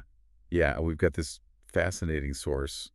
It's basically someone kind of reflecting back on their own childhood. And it's amazing what they remember. Right. Yeah. Like what stood out to them. Yeah. And I mean, we're talking everything from early passions, what were they into as a kid, to a vivid memory of a trip to Shanghai. Yeah. Even just hanging out at the park playing games. Oh, wow. So a really wide range of experiences. Totally. And that's kind of what makes this so interesting, right? How do all these pieces come together? Yeah. And I think what really grabbed my attention at first was just how many different things this person was into as a kid. I mean, they were talking about toys and sports and books. It's they were constantly exploring. It's like that classic thing, where kids are just sponges, soaking it all up. Totally. Yeah. And it sounds like this person was definitely that, always up to something, as they said. Yeah, always up to something. That's a great way to put it. And it kind of ties into this other theme they keep coming back to, which is this idea of simplicity and freedom in childhood. Right. That carefree feeling. Exactly. And I think we all kind of miss that a little bit, right? That nostalgia for the good old days. I mean, I know I do. For sure. But I'm curious, as an expert, what do you think about nostalgia? Is it always a good thing? Well, it's funny you bring that up because nostalgia can be kind of a double-edged sword, Oh, interesting. How so? Well, on the one hand, it can be really comforting, right? It connects us to these positive memories, gives us this warm, fuzzy feeling. Yeah. For sure. But on the other hand, it can also kind of distort our view of the past. We kind of forget the bad stuff. Exactly. Yeah. Our brains have this tendency to filter out the negative and just focus on the good stuff. So we end up with this kind of romanticized version of what actually happened. So it's not really about missing our childhood, but maybe missing a certain version of it. Yeah, the version our brains have created over time. Okay. That makes sense, but it also kind of makes you wonder, how reliable are our memories anyway? Well, that's a whole other deep dive. We'll save that for another time. Okay, so let's shift gears a bit and talk about this trip to Shanghai that the speaker mentioned. It sounds like it was a pretty big deal for them. Yeah, I mean, visiting a place like Shanghai, especially as a young child, that can be a really powerful I experience. mean, it's such a different culture, right? Exactly. And that's what makes it so impactful. You're suddenly exposed to all these new ways of life, different customs, different languages, even the food is different. Yeah. It's like a total immersion experience. Right. And for a kid, that can be really eye-opening. It challenges their assumptions about the world, makes them realize that there's so much more out there than what they're used to. It's almost like a crash course in empathy, wouldn't you say? Definitely, yeah. It forces you to see things from a different perspective, and that can be really valuable, especially early on. And who knows, maybe that trip to Shanghai is what sparked their interest in travel or even like cultural studies later on. Oh, absolutely. I mean, it wouldn't surprise me at all. These early experiences can have ripple effects throughout our lives, planting seeds that we don't even realize are there. That's so cool. Yeah. Okay, so speaking of different environments, the speaker also talks about growing up in both the city and the countryside. Right. And it sounds like they appreciated both for different reasons. Yeah, which I thought was interesting because, you always hear these debates about like city versus country, which is better for kids. Right. Well, and there's no easy answer to that question. I mean, both settings have their own unique advantages. Okay, so break it down for us. What are some of the pros and cons? Well, city life obviously offers a lot of stimulation, right? Like there's always something going on, museums, theaters, diverse communities. It's a really vibrant environment. But can also be kind of overwhelming, right? Sure, but then the countryside offers, nature open spaces, often a stronger sense of community. So it's really about finding the right fit for the individual kid. Exactly. Yeah, there's no one size fits all answer. Okay, that makes sense. Now, one thing that really stood out to me in this source was how much the speaker talked about the park and playground games. Yeah, like play was clearly a huge part of their childhood. And it makes me wonder if we kind of underestimate the importance of play these days. Oh, I think we definitely do. Play is so crucial for kids' development, and it's not just about having fun. Right, it's how they learn. Exactly. On the playground, kids are learning how to negotiate, how to collaborate, how to problem solve. They're even developing their creativity. And it all seems so simple, right? Like Yeah. just playing tag or building a sandcastle. But those seemingly simple activities are actually laying the foundation for so many important skills. Wow. So it really is all connected, huh? Like these little moments from childhood, they really do shape who we become. They absolutely do. And it makes you think about your own childhood. What were those key experiences that shaped you? Yeah, what were those moments that really stuck with you? I think that's a great question for all of us to consider. What was your most vivid childhood memory and how did it impact you? Yeah, what made it so memorable? And how might it have shaped the person you are today? Food for thought, right? Definitely. Right, well, on that note, that's going to do it for this deep dive. Thanks for listening, everyone. Thanks for having me. And until next time, keep reflecting on those childhood memories. You never know what insights you might uncover. Exactly. You never know. Right, so today we're going deep on morning routines. Morning routines. But not just any morning routine. We've Yeah. got the source material. It's really just one person's perspective on how they like to start their day. Okay. And what stood out to me was like the emphasis on breakfast. Yeah. Like huge emphasis. Mm. They even said skipping breakfast is like trying to start a car without gas. Wow. Okay. So I'm curious, what are your thoughts on that? Is that a common analogy? Do people really feel that strongly about breakfast? It is interesting how much emphasis this person put on breakfast. And I think the analogy is pretty relatable because a lot of us have felt that feeling of just running on empty Right. when we haven't had a good breakfast or any breakfast at all.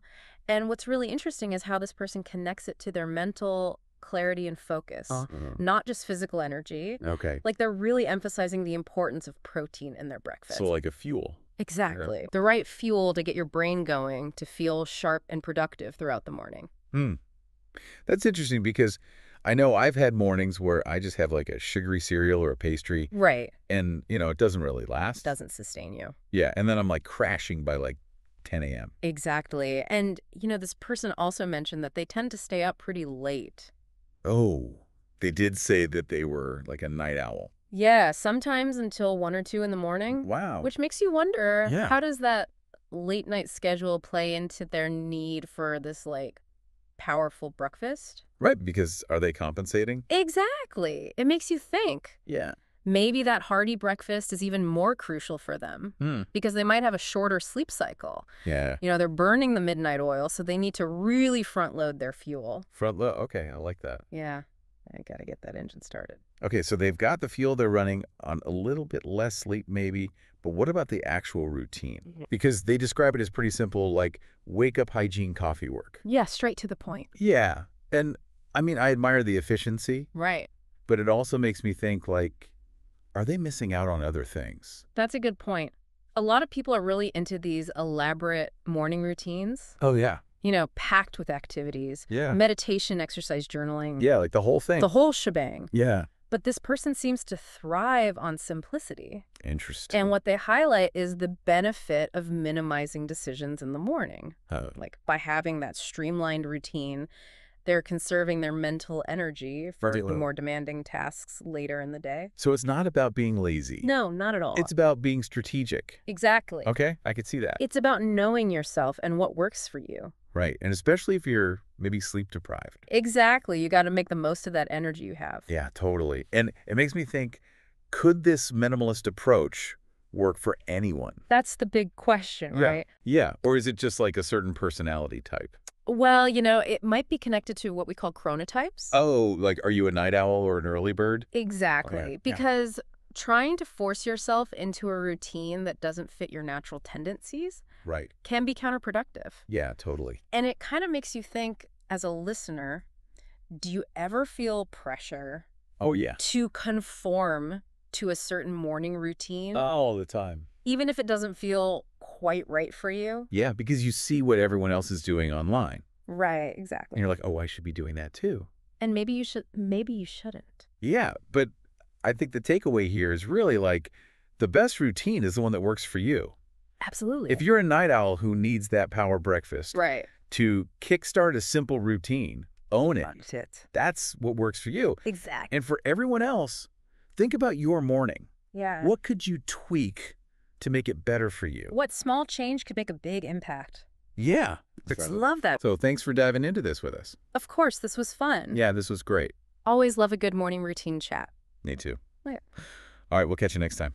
See you later. Bye. Okay, so welcome back, everybody, for another deep dive. And today we're going to be looking at something I think everybody can relate to at least a little bit. Yeah. And that is feelings about home. Feelings about home, right? So specifically, just one person's feelings about staying at home. And Oh, I so see. we have their interview responses. Got it. Pretty basic questions, but like just some really fascinating answers. Interesting. So to help us kind of unpack all this psychology of home, I've got my brainy co-pilot here with me today. Absolutely. Always happy to dive into the nuances of home. Yeah, so I mean, in a world where like, working from home is like increasingly common, Right. this person really doesn't enjoy it. Yeah, it's so interesting. And it's interesting to me, too, how much this varies from person to person. Totally. Like some people just love being home and can't imagine working anywhere else. And then there are those who just thrive in those, more public or structured environments. Yeah, so like you'd think home would be like a total haven. Right. You've got your comfy couch, your snacks, everything you need. But this person says they prefer going to like libraries or cafes for work and study. Yeah, so it kind of makes you wonder like, what is it about those environments that clicks for them? All right. You know what I mean? Well, I think it might point to a deeper need for structure and external motivation. Oh, that's a really good point. Maybe it's the quiet hum of activity around them, the defined spaces. Yeah. Like in a library, you've got your desk, your little lamp. It's like you're supposed to be working there. Exactly. It creates a sense of order. Yeah. I think that maybe helps them focus. I see what you mean. It's almost like the external cues are signaling, okay, this is work time. Right. It's kind of like being around other people who are working. Exactly. It sets the tone. Makes you more likely to work too. Right. And at home, it's so easy to blur those lines between work and relaxation. Oh, totally. Because your brain is like, I'm at home. Exactly. Your comfy clothes, the familiar surroundings. Like, Okay. your brain is constantly saying, time to chill. Yeah. And it's funny because like this person actually mentions getting easily sidetracked at home by things like their phone or videos. Oh, yeah, that's a classic. It's almost like their house is like a minefield. Oh, a minefield of procrastination triggers absolutely. Yes. And I think we've all been there. Oh my gosh, yes. Like how many times have I like been meaning to work on something and then I'm like, oh, I should really clean out this drawer. Right. Or suddenly that laundry pile becomes the most urgent task ever. It's so true. And it's like, is it just a willpower issue? Right. Or is it something more? Or is it something about the environment itself? Yeah. And I think it's a bit of both, to be honest. Okay, that makes sense. Because home is naturally full of those comfort and relaxation cues. Right. It's where we go to unwind. Exactly. Yeah. So when we try to work there, our poor brains are basically fighting an uphill battle. That's a good way to put it. Like they're trying to stay focused, but those ingrained associations with relaxation are so strong. It's like you're trying to work, but your brain is like, but couch. Exactly. But snacks, but Netflix. But this is where it gets even more interesting. Okay? I'm intrigued. So they love their bedroom. Hmm. It's their favorite place to escape and read. Oh, interesting. So, like, how do we square that with, not liking being at home? That's a really key insight, I think, because it suggests that they've intentionally carved out this space Okay. within their home that's specifically for peace and quiet. I see. It's almost like they've mentally compartmentalized their space. Yeah. And maybe that's what's missing in the rest of the house. Right. They've got the designated relaxation zone, Right. but not the designated work zone. I think you're onto something there. It's It's not necessarily a hatred of home itself, but maybe it's more about struggling to find the right mental space within it. That makes a lot of sense. And it makes me think about how our childhood homes shape our view of what home is. Oh, that's interesting. They mention a pretty simple childhood routine, Yeah. homework and family TV time. So I'm curious, how do you think that kind of environment translates to their adult life? That's a really good question.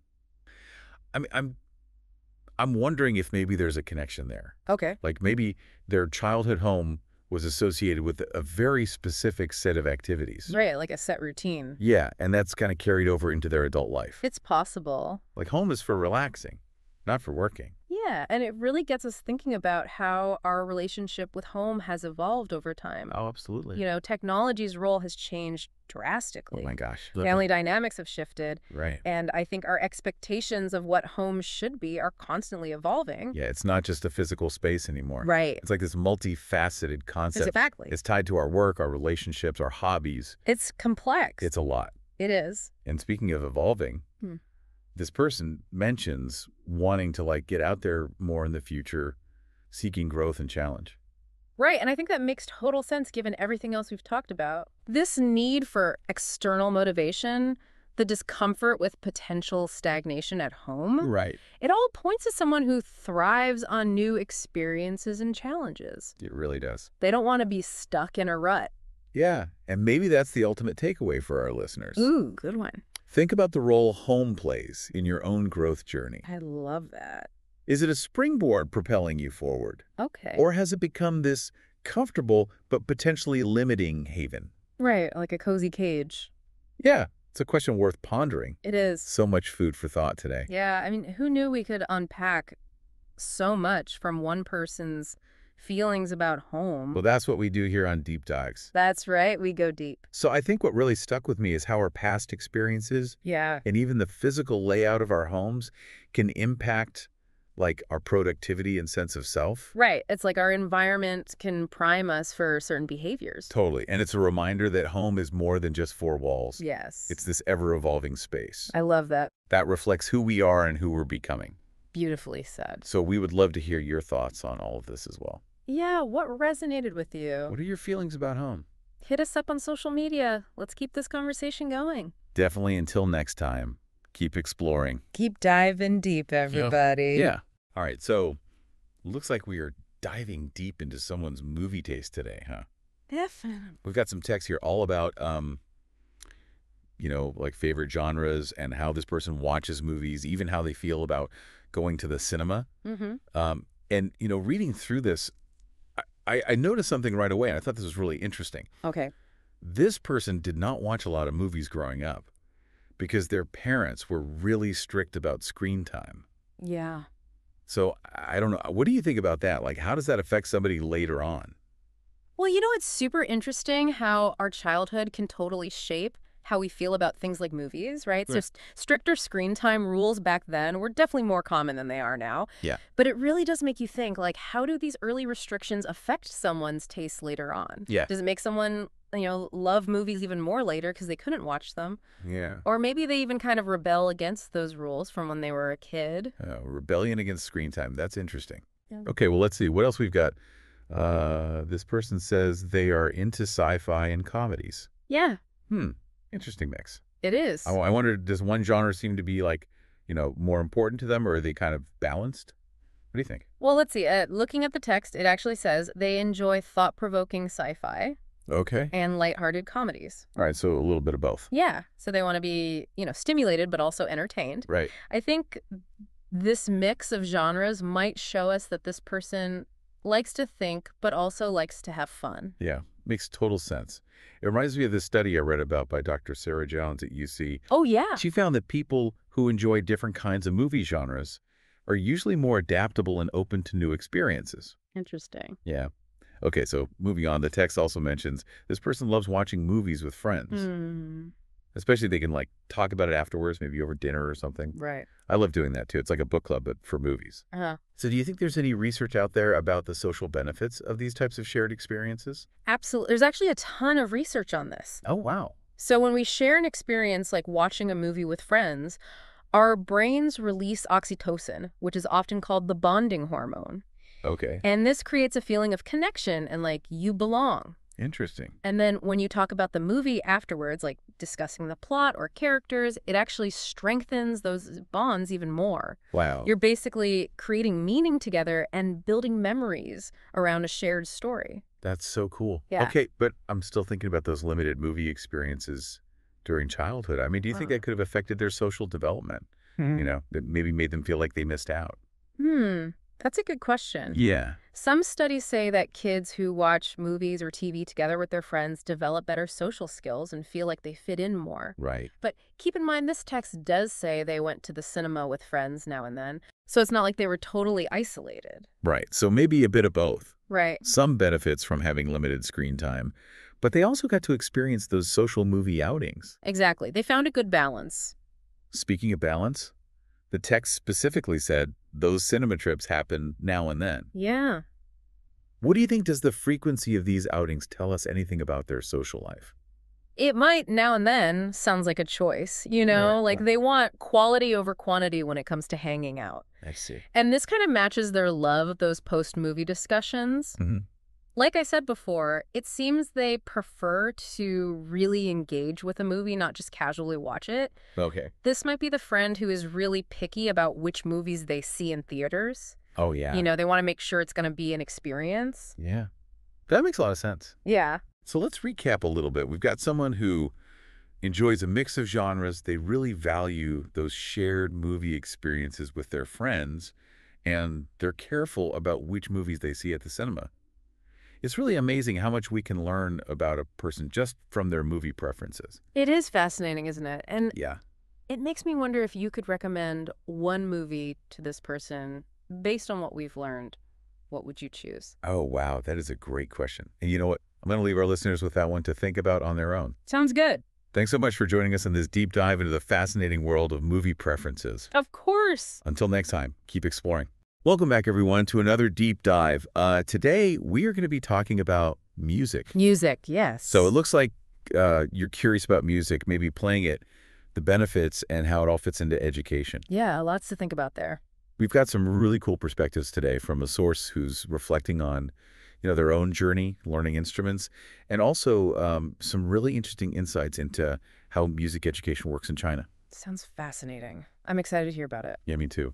Okay, so let's jump right in. Our source talks about how they learned both guitar and piano without a teacher. Wow, that's ambitious. Right, and they're really open about how tough it was to stay motivated on their own, which I completely understand. I've tried to learn a few instruments myself, and it's so frustrating to hit that wall where you need some guidance.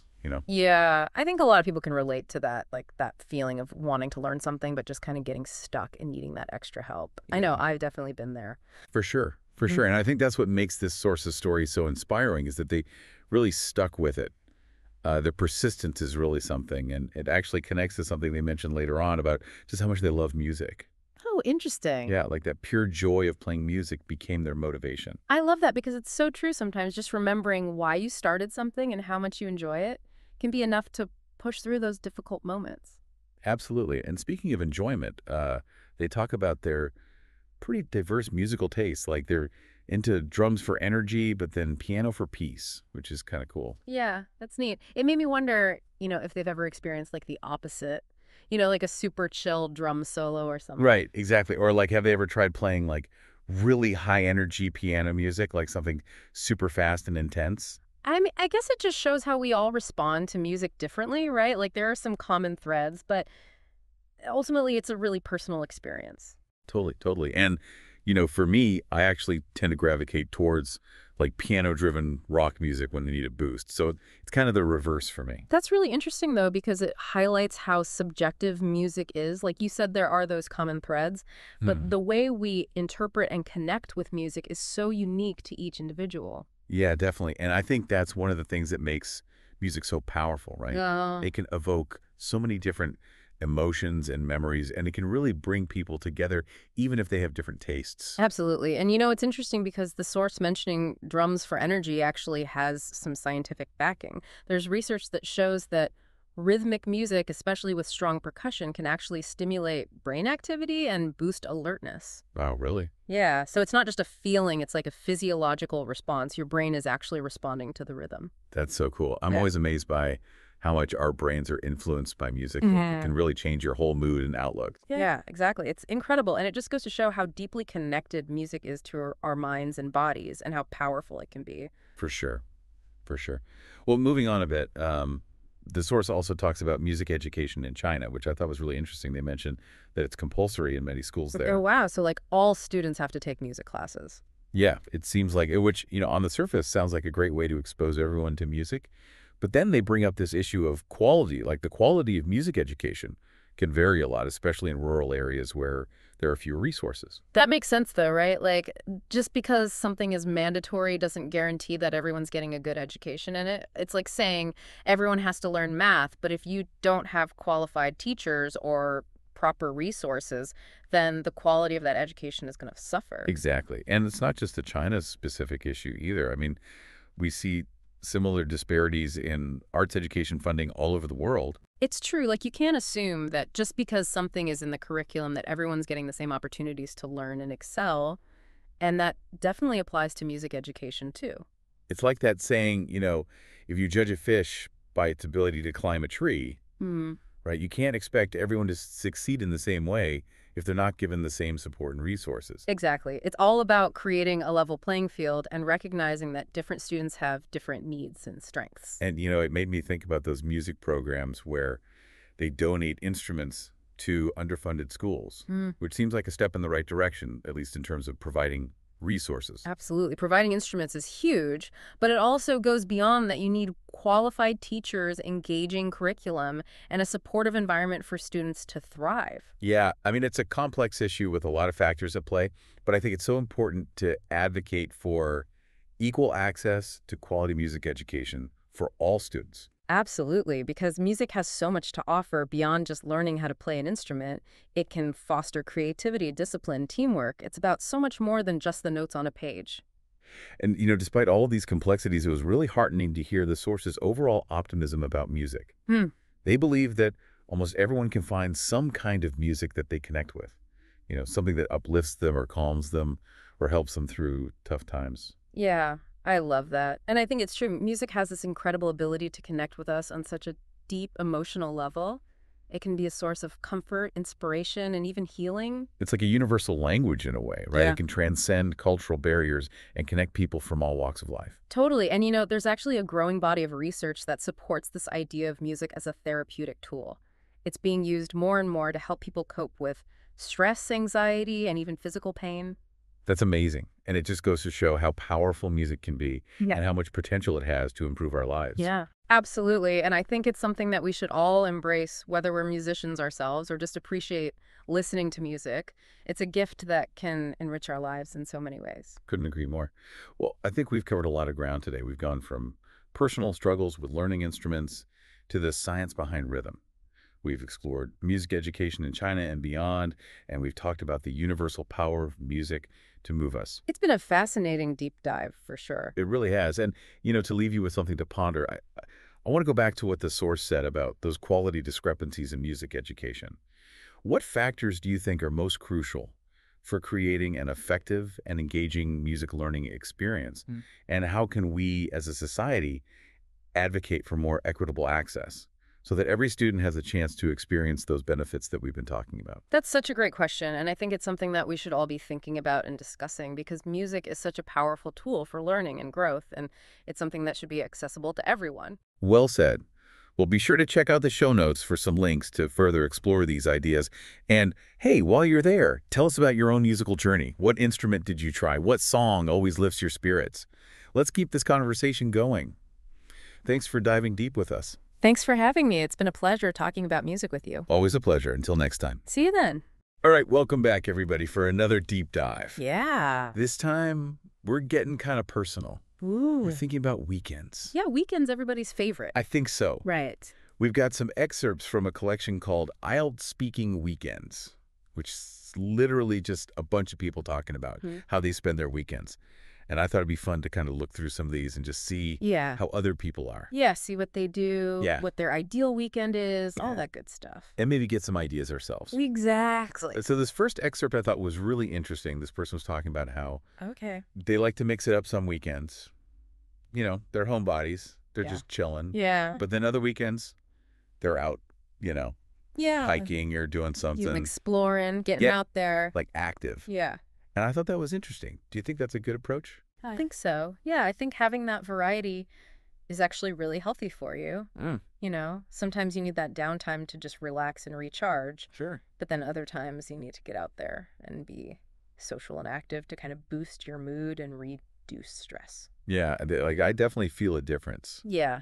If I've spent a weekend just like on the couch versus like if I went out and did something. Yeah, huge difference. So yeah. Like night and day. So it is interesting how people approach their weekends. Yeah. You know, because it's like our free time. It's like the time that we get to choose how we spend it. And I thought it was interesting. This next excerpt talks about how this person's weekends have kind of evolved over time. Okay. So they were saying like when they were younger, you know, it's all about going out. Right. Being social. Partying, having fun. Yeah, exactly. But now as they've gotten older, it's more about personal projects and recharging. Right. Which I can totally relate to. Yeah, me too, actually. I was going to say that's kind of similar to how my weekends have changed too. Yeah. You know, as you get older and you have more responsibilities, you start to really value that time to just unwind and recharge. Like even little things, right? Yeah, totally. Like just taking a nap. Even just like, you know, reading a book for an hour. It makes a big difference. Or even just like not having to set an alarm. Oh, yeah, sleeping. Oh, my gosh. That's the best. The best feeling ever. Yeah, and I think it's interesting, too, because it's not just a personal thing. It's kind of like a societal shift, too. Right. Like people are starting to realize the importance of work-life balance. Exactly. On like taking care of themselves. Self-care is so important these days. It is. It really is. Yeah. But no matter how you spend your weekend, I think we can all agree that like the weekend is the best. Your weekend is the best. It's like that light at the end of the tunnel. Yes. You know, you just work hard all week and then you've got those 2 glorious days. Yeah. I know this one person said, I love weekends. It's such a nice break from the usual routine. Yes. And I was like, yeah, that's... It's so true, though. It's so true. Like you just get to break free from everything you have to do and just do whatever you want. Yeah. It's amazing. But of course, sometimes those to-do lists creep into our weekends. They always find a way. Right. And I think that's something we all struggle with. Like, how do you balance like catching up on life stuff? Yeah, like chores, errands, work even. Yeah, with also like having fun and enjoying your weekend. Exactly. So I'm curious, what are your thoughts on that? Well, I think one thing that can be really helpful is time blocking. Okay. Have you ever heard of that? I have heard of that. Okay, so basically it's like, you know, instead of just letting the weekend happen, you actually sit down and you block out specific times for certain activities. So like literally like... Yeah, like literally get out a calendar. Or a planner, or even just like, you know, a piece of paper. Yeah. And be like, okay, from this time to this time, I'm going to do laundry. From this time to this time, I'm going to relax and read a book. I see. You know, and that way you make sure that you're actually making time for both the things you need to do and the things you want to do. And you don't feel guilty about relaxing because you're like, I already did the laundry. Yes, exactly. It's already done. It's off your plate. You can fully enjoy your relaxation time. Okay, so I like that idea. Yeah. So speaking of like actual weekend activities, this next person was talking about how they had a really chill weekend. Okay. They cleaned their apartment Nice. and they met a friend for coffee. Sounds like a pretty good weekend to me. Yeah. Like nice and balanced. Yeah. Got some stuff done, but also got to socialize. Exactly. And just relaxed. Yeah. So it doesn't have to be, this huge, extravagant thing to be like a good weekend. Exactly. Sometimes the simple things are the best. Yeah. I think so too.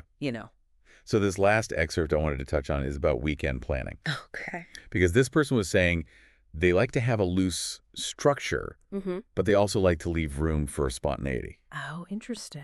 So what are your thoughts on planning versus just being spontaneous? That's a good question.